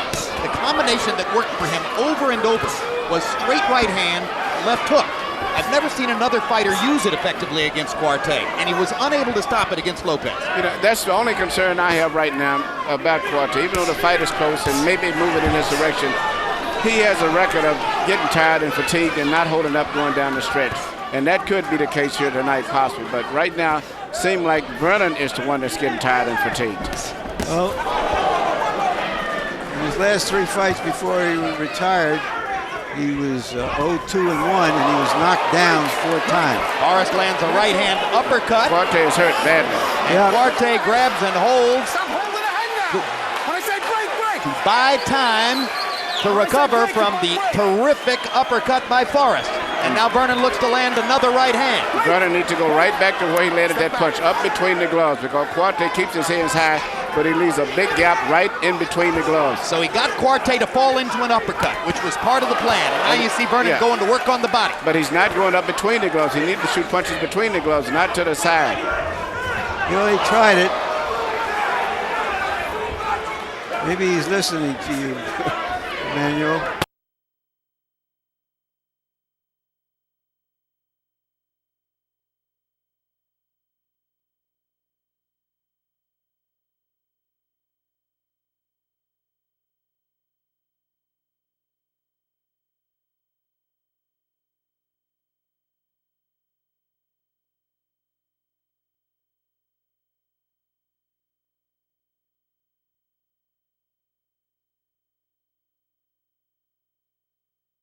And worked his way back into the position he was in before, pressuring Vernon Forrest up close. Well, maybe he doesn't trust his ability to fight from a distance anymore, Emmanuel. Let's go. Arthur McCanty Jr. has now warned both fighters for holding. We knew we might see some clinching in this fight. Time. You don't like to take. And Forrest seems to be talking to McCanty Jr. saying, look, the first warning was against Quartey. What are you talking about? Both act like gentlemen. Yeah, sit down, sit down. And are you all right? Are you okay? Take a deep breath. Take a deep breath. Take a deep breath. Take a deep breath. Telling you when you go in there, you're exposing yourself. Don't expose yourself. Avoid his uppercut. That would send you out. That would send you out. Avoid it. Okay. More body work this round. Stop looking for the one shot, man. Okay. One shot, man. Throw one shot at a time, man. Here you see Ike Quartey coming in, got his hand on the side, expected a punch to come from the side, and instead the right uppercut came right between the gloves. He didn't even see it, and that's why it was so effective. It's a punch Forrest thought could be effective here. CompuBox numbers through 3 are quite instructive. Quartey throwing 100 fewer punches than Forrest, but landing 27 more. Forrest landing under 20%, Quartey landing nearly half his punches. Harold, how do you have it through 4? Hey, Jim, 2 rounds to 1, 29, 28. 3, I mean. Go ahead. Ike Quartey. Jim, I gotta tell you, I never thought Ike Quartey would become a power puncher like he is tonight. It's more his power shots than his jabs that are winning him this fight. I think he's landing the harder, cleaner shots. He's pressing forwards, the effective aggressor. 2-1, Quartey. I had a feeling some cards might have it 3-0. But I still see Quartey, even though he may be winning, he seems to be getting a little fatigued, and he's pulling his head up high every time that he throws a punch now. And Vernon, even though he may be behind, Vernon seems to be extremely determined to try to win this fight. Keep him up. I thought they both looked tired after the last round. Yeah, but I see it. Quartey seemed to me, for whatever reason, Vernon seemed to have gotten a second win soon. Good left hook by Vernon Forrest. Yeah, Quartey is putting his head up very high, and he's a little slower than he was before. And I think Vernon has noticed it, and I can see a little mental energy coming into Vernon now. Well, there's so much intensity at the beginning of the fight from Quartey, it would be unnatural if he didn't tire to a certain degree. Larry? That's true, but he's a very tense fighter. I'm just watching the fight, Jim. Oh, okay.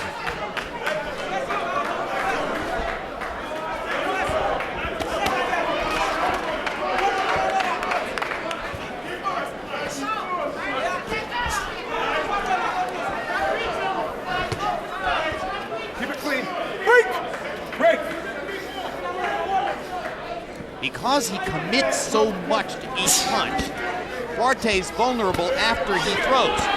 He often winds up off balance, as Emmanuel Stewart points out, with his head exposed. So it seems like the biggest opportunities here might exist for Vernon as a counterpuncher. I would always say to fight Ike Quartey, hit him when he's throwing a punch at the same time. Just because he pulls his head up with every punch. That's how Oscar De La Hoya twice decked him with the left hook. That's correct. And also, when he punches like that, it seems to punch with such intensity that it tires him out, as compared to Ouma, who's so relaxed when he punches, even though he doesn't have much power. In case you tuned in late, Kasim Ouma got a lopsided unanimous decision over Saku Powell in our first fight of the evening. In a typical Ouma performance, he threw more than 1,000 punches in 10 rounds. Hard right hand upstairs after the body punch by Quartey.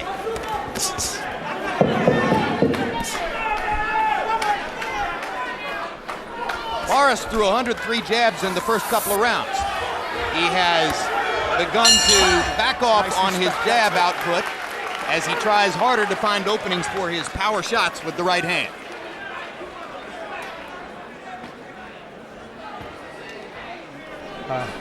Just take this step. Just keep stepping. Keep stepping. Come on, step. I wrestled already, babe. So you need a little bit more body work.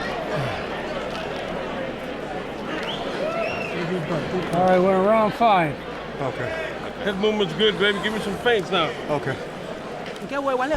Yeah, you're lying too much on your left hand and try to use the left hooks in successions. 1, 2, 3. Let's go. Don't stay on the ropes. You're trying, but don't be careless. If you're careless, he's going to get you. Your head is stretching. You're stretching. Don't stretch. Come down. Come down, and you're doing fine. You're doing great.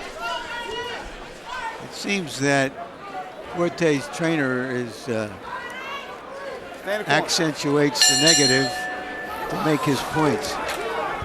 That trainer's name is Daniel O'Dampton. He's the only trainer Quartey's ever had, been with him through his entire career. Forrest averaged 52 jabs in rounds 1 and 2, 37 jabs in rounds 3 and 4. As I mentioned, tightening up the jab output, looking for opportunities to land the right hand, measuring his output just a little more, maybe feeling as though he gave Quartey too many opportunities in the first 2 rounds.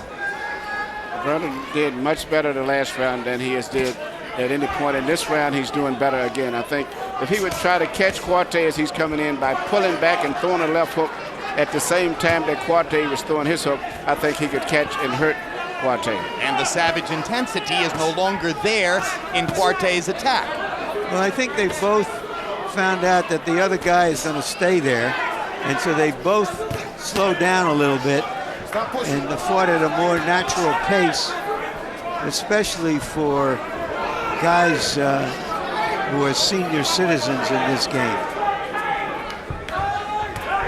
Once again, Ike Quartey, 36 years old, but a 5-year layoff between ages 29 and 34. And it's interesting that Vernon Forrest is 35. Go ahead. Quartey's main attack is with his left hook and his jab. His right hand, he just chops with it, y'all. It's like he's throwing a ball. He has no proper delivery on his right hand at all. When he first came up to the United States, racking up 34 wins in a row at the beginning of his career, if he had had a right hand to go with the jab at that time, you might have thought he was unbeatable. Yeah, but he's just one of those we call heavy-handed guys. Even though if he whacks you with it in an improper way, he still can hurt you with it because he's really heavy-handed with everything he does. That's why he got the nickname Bazooka.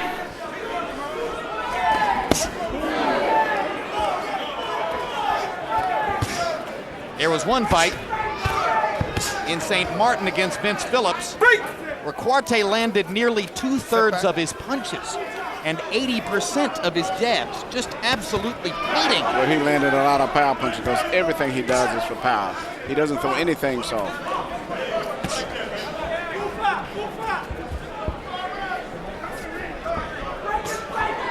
That night he annihilated Phillips, who was a pretty good fighter. But a smaller fighter.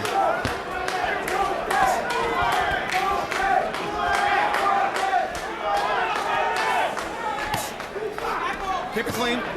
Pace of the fight has slowed in the last 2 rounds. That seems to be favoring Forrest at this moment.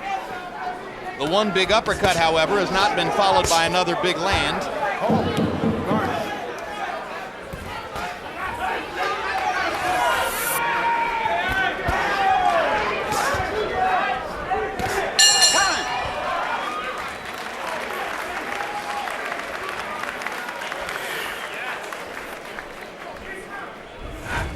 Costas now returns September 6th. Bob Costas with a look at some of the biggest stories and issues surrounding the upcoming NFL season.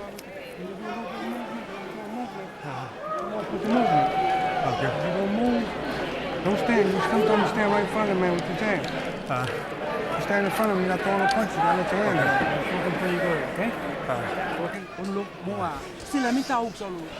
Yeah, we're right on pace. Anytime he stays still, use your left jab. Use your left jab. Force him down. Your hooks are not coming. Let it come. Back him up.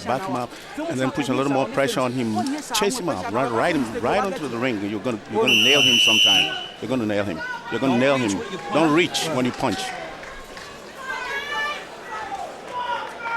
Vernon Forrest once again leaving his corner exceptionally early during the 1-minute break between rounds. I guess with both Buddy McGirt and Mark Breland over there, he gets enough advice in 30 seconds to last through the whole round. He's very hyper for this fight.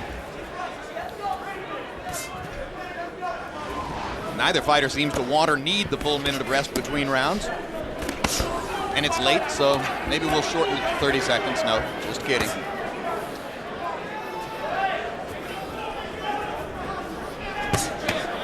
Good left hand inside by Quartey. Tight, short left hook. You know, if Vernon would start jabbing, keeping his guy at a distance where he can make him start his punches from a long distance, it would give Vernon a better opportunity to counterpunch Quartey when he comes in. But he can't. No, he can't use his left hand to keep him out there. No, if he could keep him at a distance and make him Quartey have to lunge when he punches, he would be much more effective, but he can't do that. Stop pulling now.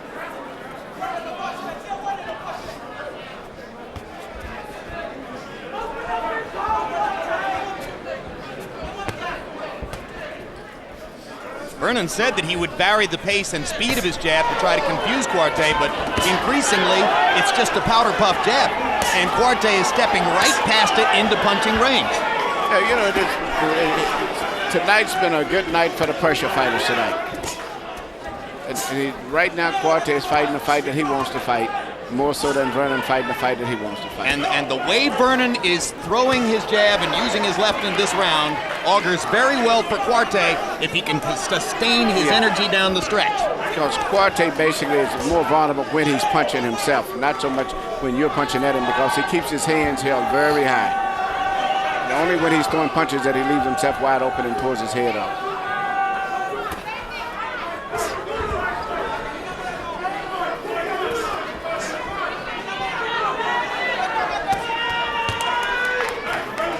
Vernon Forrest resorting to a barrage of left hooks there to try to move Quartey away.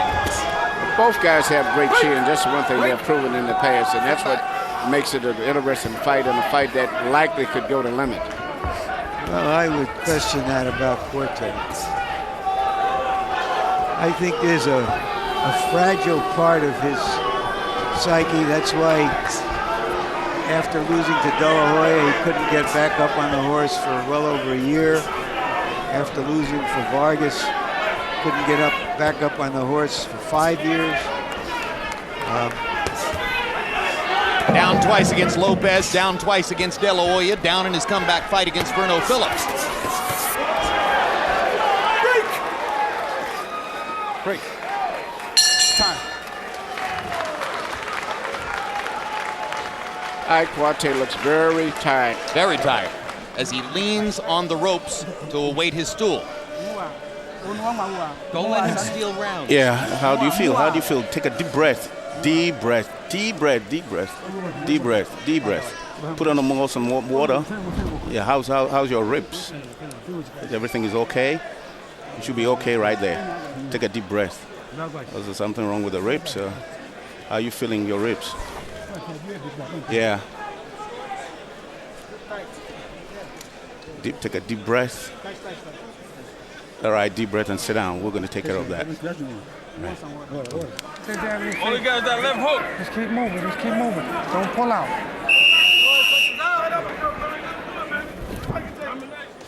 Take it down that corner. Let's go.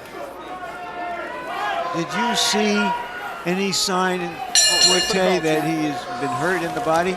No, I didn't. It may have been a pre-existing injury. That's what I'm thinking about. Because you remember yes.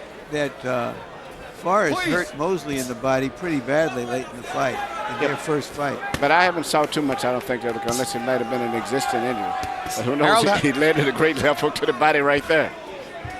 CompuBox numbers through 6, average per round, Quartey 19 out of 45, Forrest 16 out of 77. Harold, how do you have it through 6? Okay, Jim, 58-56, 4 rounds to 2. Ike Bazooka Quartey. Jim, I got to tell you something. Round 6, Vernon Forrest was running away, and that's all there was to it. But in any case, I think that Vernon's losing the power of that jab. That it seems that the jab is not as powerful, not as sharp. On the other hand, Quartey coming in, landing the power shots, and I always favor the power puncher. 4-2, Quartey. I have it 3-2-1 for Quartey. Break.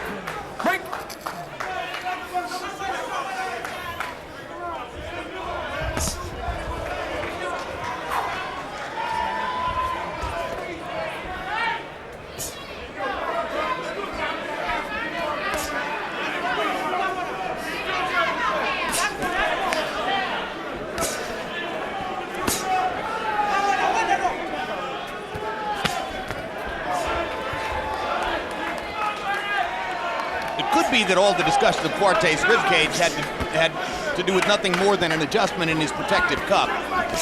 You saw them reach into his trunks and pull the cup up. Yeah, that's what it appeared, but I think there may be something that's wrong. Maybe it's something that existed before, but because he didn't tell them that something's wrong. It seemed like they already knew it coming into the fight. That was what I gathered from the conversation. Forrest has not been able to dig anything significant to the ribcage in this round. And Quartey, who momentarily looked exhausted at the end of the 6th round, has been fine on his feet in the 7th. He's still exhausted, but he's walking forward out of automatic motion, which a lot of veteran fighters do that. Even if they're tired, they just keep walking forward without even thinking about it. And that's what's keeping Vernon on the defense, and Vernon is not really getting set to maximize his punching power. And the stronger Quartey is at times just reaching out and throwing Vernon into the position where he wants him. Okay. I don't see Quartey landing many punches here, to tell you the truth. He's walking forward, but it's ineffective. He's pressing the fight, and that's about it. Actually, Vernon is landing the punches now. Haven't seen many of those either, though.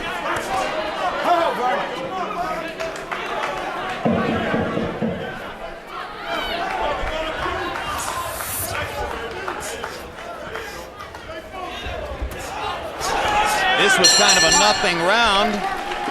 Quartey's little flurry at the end may turn out to be significant on scorecards.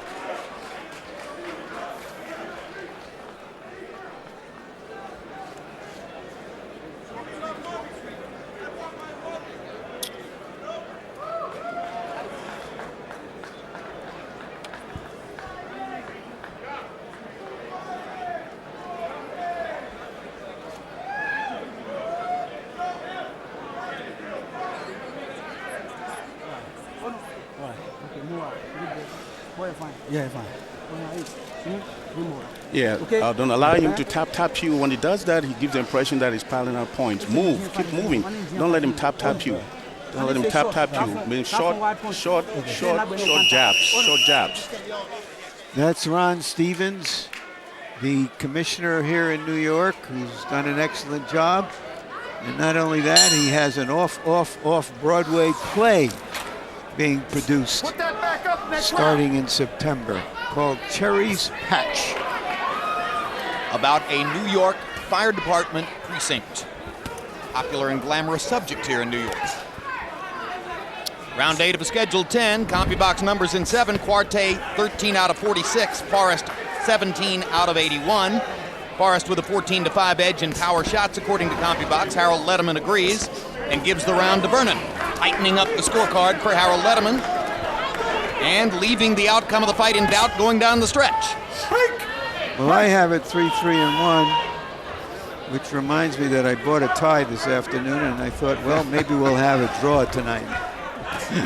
Well, you know, Quartey is the aggressor, looks physically stronger, but actually the punches that he's landed have been really dropped quite a bit in the last few rounds, and Vernon has landed more punches.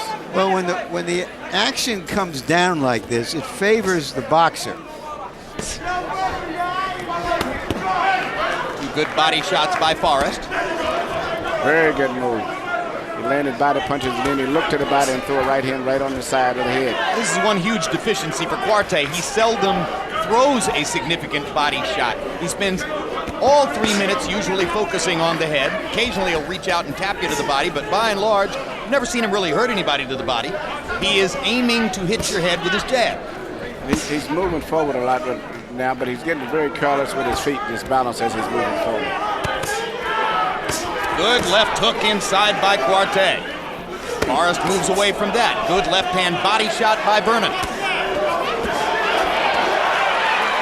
Straight right hand landed for Forrest. Quartey comes back looking for more.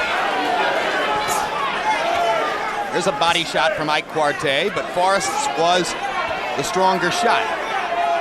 There's a minimum swelling around the right eye of Vernon Forrest. That's to be expected because of the way Bazooka Quartey relies on his left over and over and over. And now another fusillade of Quartey jabs. Forrest moves away from that. But he doesn't counterpunch at the time. This has been an active round for Quartey, and Forrest lost his balance after the right hand, which may have made it look to some people as though Quartey wobbled it. Neither fighter has been able to establish dominance. Quartey has looked physically more stable and more stronger, and I think that's been the biggest difference in the fight. And his punch with much more compact authority. And if this was an even fight coming to this round, in my own personal view, Quartey would now hold the lead because this, it seems to me, has been an Ike Quartey round. And he's very exhausted, but he's still pushing the fight.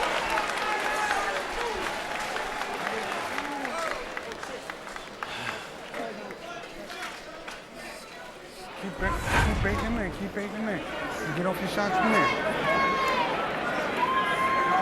Nice deep breath, nice deep breath. Let us slow again. Let us slow. There you go. Send me more combinations, baby. Keep touching like Mark said. Keep baiting him. Touch him, then let something more, okay? He's throwing one shot at a time. Don't pull out. Now you're fighting according to the plan. Let the two hands go. Well, we want to win. We don't want to send it to the judges. We don't want to give it to the judges. Are we winning? Yes, we're winning, but we still have to be a little bit more active. The way you're going, that's the way you could slip the punches and then start with a hook. Start with a hook and then stretch yourself out. Slip punches start with a hook. That's what Quartey was doing quite clearly in round one. Emmanuel, between fights, you heard Hasim Rahman say that he wants your man Vladimir Klitschko. If no deal is made for Klitschko to fight Shannon Briggs, do you want Vladimir to fight Hasim Rahman in November if Rahman can get past Moskaev? That is the fight that we wanted in the beginning. It's just that he was already committed and he had to get out of his mandatory in Moscow. But Vladimir Klitschko made it very clear to me that he wants to unify the heavyweight titles. He's really not interested in fighting mandatories and other fights unless it's a unification fight. So we would welcome the fight.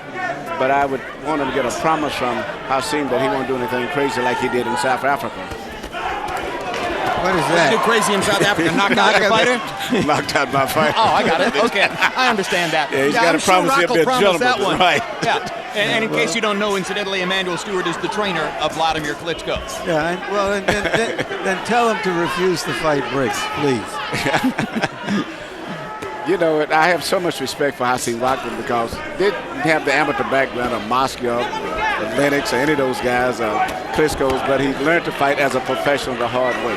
No, of all the guys who've come to the heavyweight division late out of other sports, Rock is the best. Clearly. Yes, he does. And even the knockout, when I look at with Moscow, he was an exhausted, inexperienced kid, and he got caught. Meanwhile, we go back to the action in the 9th round between Ike Quartey and Vernon Forrest, and Quartey landing left hands, backing Forrest up. And now here's a low blow by Forrest, and Quartey is spitting as he goes to a neutral corner for a rest. That is at least the third one, and he is taking a point. 1 point, low blow. 1 point. Could be significant in the scoring of the fight. You okay? You know what I think when I watch this? I'm thinking back to the start of the fight when Mercanti was upset with Forrest over refusing to shake hands. I'm not saying that's why he did this, why he took the point away, 4-1 I but gave he you, took it Vernon. away. Time in. Let's go. Don't retaliate now. Touch gloves. Sorry. It's incumbent now on Vernon Forrest to win this round, to get an even round out of it. He's got a minute in which to do it. Now let's see if Quartey will press his advantage and try to get a 2-point round, which could conceivably be decisive at this point in the fight.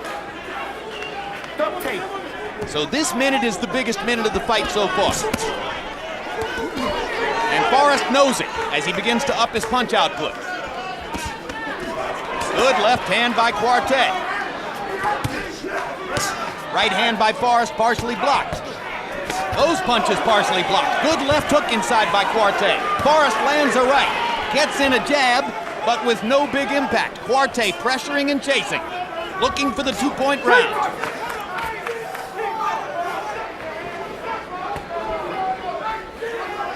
Quartey has recovered with vigor from the low blow and knows that he may gain control of the fight if he can win this minute. Forrest trying to flurry. Quartey stops him with one left hand. Vernon Forrest may be up against it going to the 10th round.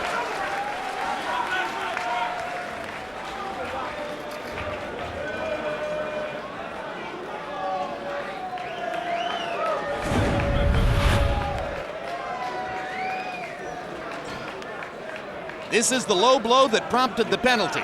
And oftentimes, like most low blows, he was starting to punch at the same time that his head was pushed down through the interaction of him, and then he ends up with the low blow, which I don't think was intentional. Stay busy. This is the last round. Don't make any mistakes. Put him under the same pressure that you did the last time, and if you slow down, you're going to give him the opportunity to come after you.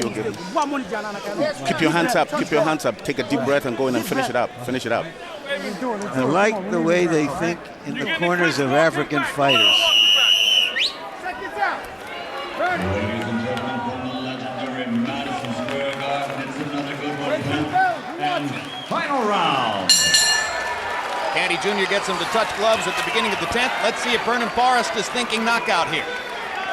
Well, he knows he has to win the round.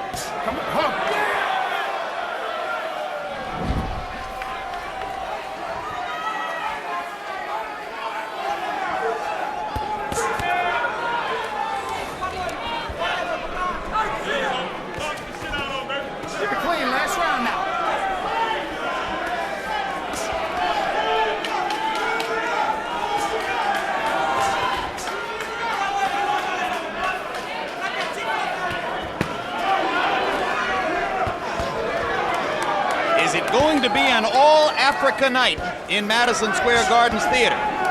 Not only African, it looks like it's just the physical, more aggressive fighters are ready to fight right now. Kassim Ouma of Uganda, a winner over Saku Powell of Brooklyn in the first fight. And Ike Quartey perhaps in a position now to gain a victory over Vernon Forrest with the help of the low blow penalty in the 9th. frankly, I think both fighters have fought well. Whoever wins. Sometimes you have a winner and a loser, and both of them don't impress you. I like the fact that these guys have come to fight for whatever their individual reasons are in the winter of their careers. I agree, but I think that Vernon Forrest shows you that his left arm and left shoulder still are not 100%, and therefore he still is not the fighter who beat Shane Mosley. And he's in probably physically one of the strongest welterweights, junior middleweights of recent years in this guy Quartey. Very physically strong and a strong puncher and very tight defense. Putting a lot of pressure on Vernon. And coming forward the entire fight, just as Kassim Ouma did against Sekou Powell. But much more firepower than Kassim.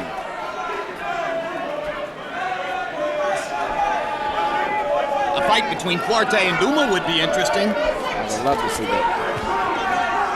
Quartey would throw 40 punches around, Ouma would throw 120. You could have it in Timbuktu. Well, if Quartey and Kassim Ouma fought, I would go with Ouma.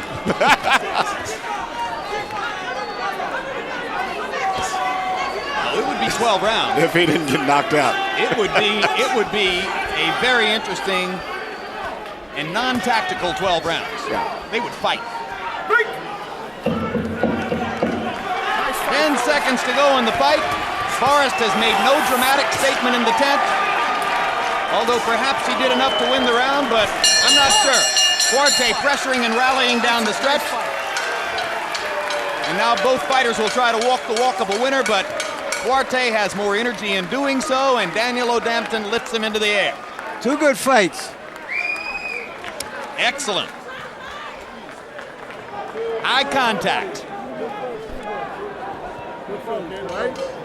Harold, how'd you finish up here? Okay, Jim, 97-92, 7 rounds to 3, Ike Quartey. You know, Jim, the one thing that Vernon Forrest never did was drop a right hand. He murdered Shane Mosley by dropping that right hand down. He lost so much power by not dropping the right hand. He ran. I just can't give the fight to a runner. Ike Quartey landed the clean, the hardest shots, coming forward the whole night. 97-92, Quartey.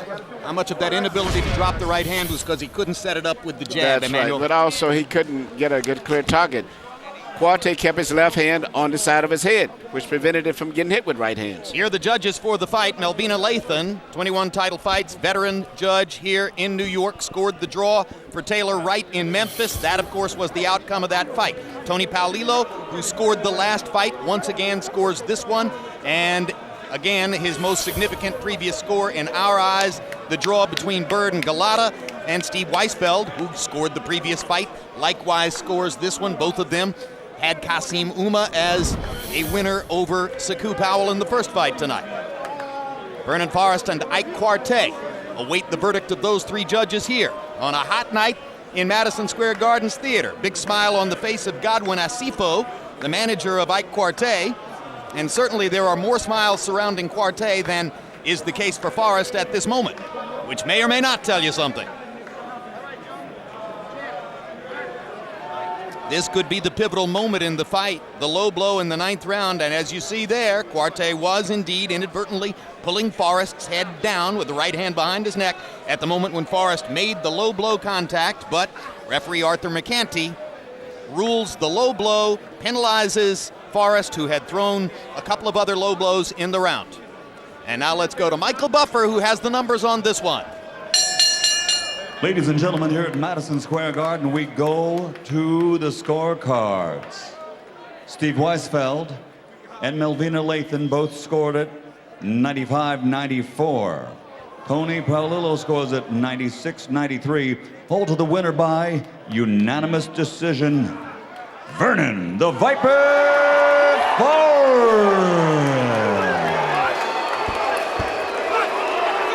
A mild surprise. Maybe a little bit more than a mild surprise as Quartey comes to the ring ropes and holds his hands out as if to say, what is that? And for Ike Quartey, who was not happy with the decision against him in the Oscar De La Hoya fight, who was not happy with the decision against him in the Fernando Vargas fight, this has to be And when galling. you consider the fact that they took the point away from Vernon, it's even more of a surprise. A unanimous decision. All so all three. three judges seeing something that, quite frankly, Harold Letterman and I did not see in the fight. And the crowd responds, as you can hear.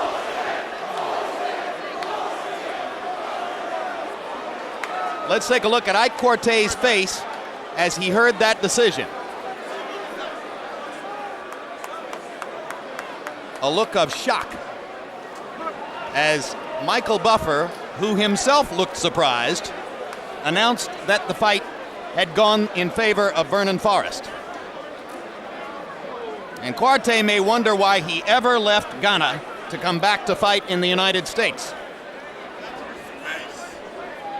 Final CompuBox numbers will show Forrest throwing more, Quartey landing more. Quartey landing at nearly twice the connect percentage. 201 out of 481 to 184 out of 818. I guess the judges saw all the punches that were thrown. Jabs, Forrest landing only 50 out of 428 by CompuBox numbers, a pathetic 12% jab landing percentage against a guy who landed 32% of the jabs, and somehow it's good enough to win him the fight.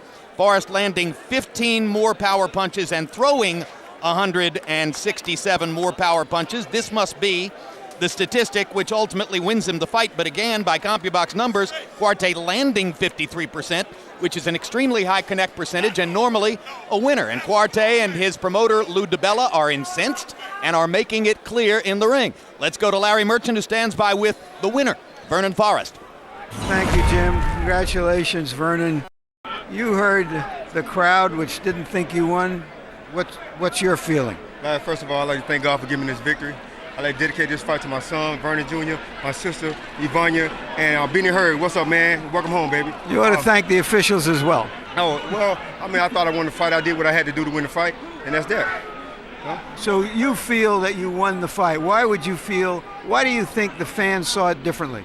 I mean, well, I don't know. I mean, the fans aren't the judges. The judges are the three people that are on the ring. Do you think maybe because Quartey was the aggressor and fans generally side with the aggressor? Well, possibly. I don't know. I don't really. You know, I just have to do what I do in the ring.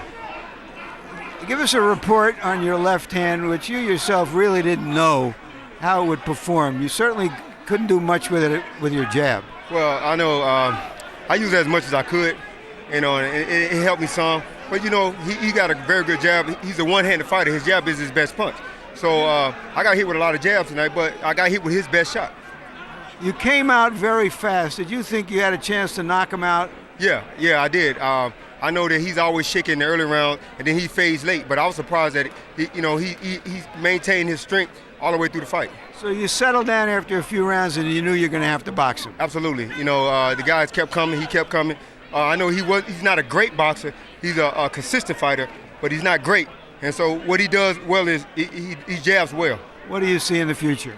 Oh, man, you know what? I got to talk to my man Al and let him handle that. I just want to rest, man. I've been gone for 3 months. I just want to go home and rest. Thank you. Good fight, Vernon. Thanks for having me back on HBO. Jim? All right, well, that's a huge win for Vernon Forrest. Regardless of what you think of the decision, Vernon now has a W on his record against Ike Quartey, and it's quite a credential to take forward, but is that performance good enough to get him a huge fight in this division? I don't know. I really don't know. I'm still a little bewildered at the decision, especially in view of the fact that they took a point away from Vernon. And still he got a unanimous decision from all other officials, but I guess that's boxing. I don't know. I would just have to go home and digest this whole fight first before I would make any decision. Well, we've often heard the chant that you're hearing from fans in the wake of a questionable decision, and seldom will you hear it as unanimously as you do in this audience, particularly against an American fighter for a fighter from a foreign country. Let's see what Ike Quartey has to say, probably through an interpreter, to Larry Merchant. Thank you, Jim. Ike, how shocked are you?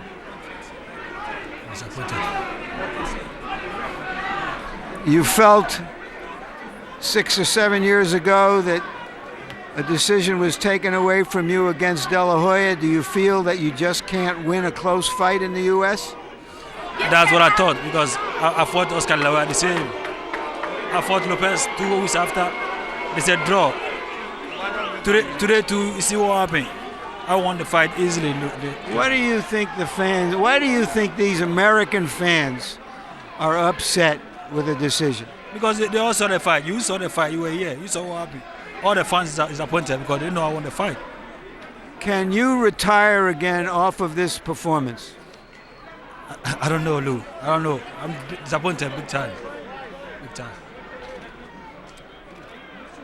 Thank you, Ike. All right, just a word or two here. You know, boxing has been globalized quite a bit. If you look at the rankings, there are more non-Americans than Americans. Tonight, a couple of African fighters came here. They aren't as skilled as the Americans. They don't have the schooling. But if they've gotten this far, they have something else, and that's a tremendous will to win. I guess it wasn't just in the cards for two African fighters to win on the same night in the same ring. Jim? I have a theory, Larry. Maybe the three judges are soccer fans who were incensed by Ghana's rampaging win over the United States in the World Cup. It's about the best explanation I can think of for the decision we just saw. We want to remind you that next week, August 12, on HBO pay-per-view, it'll be a live rematch between American heavyweight title holder Hasim Rahman and the man who knocked him out of the ring and out in 1999, Kazakhstani-born, Staten Island-based Oleg Moskayev. Tuesday, August 15, it's the next Real Sports with Bryant Gumbel. Among the stories, a profile of NBC Sports chairman Dick Ebersol. He's bringing the NFL back to his network while dealing with the aftermath of the tragic loss of his teenage son in a plane crash. On a personal note, he is a great man and a great friend. Next on HBO, stay tuned for Lucky Louie, followed by Entourage on the East Coast and the premiere of Mr. and Mrs. Smith on the West Coast. For our entire HBO crew, I'm Jim Lampley saying so long from New York City.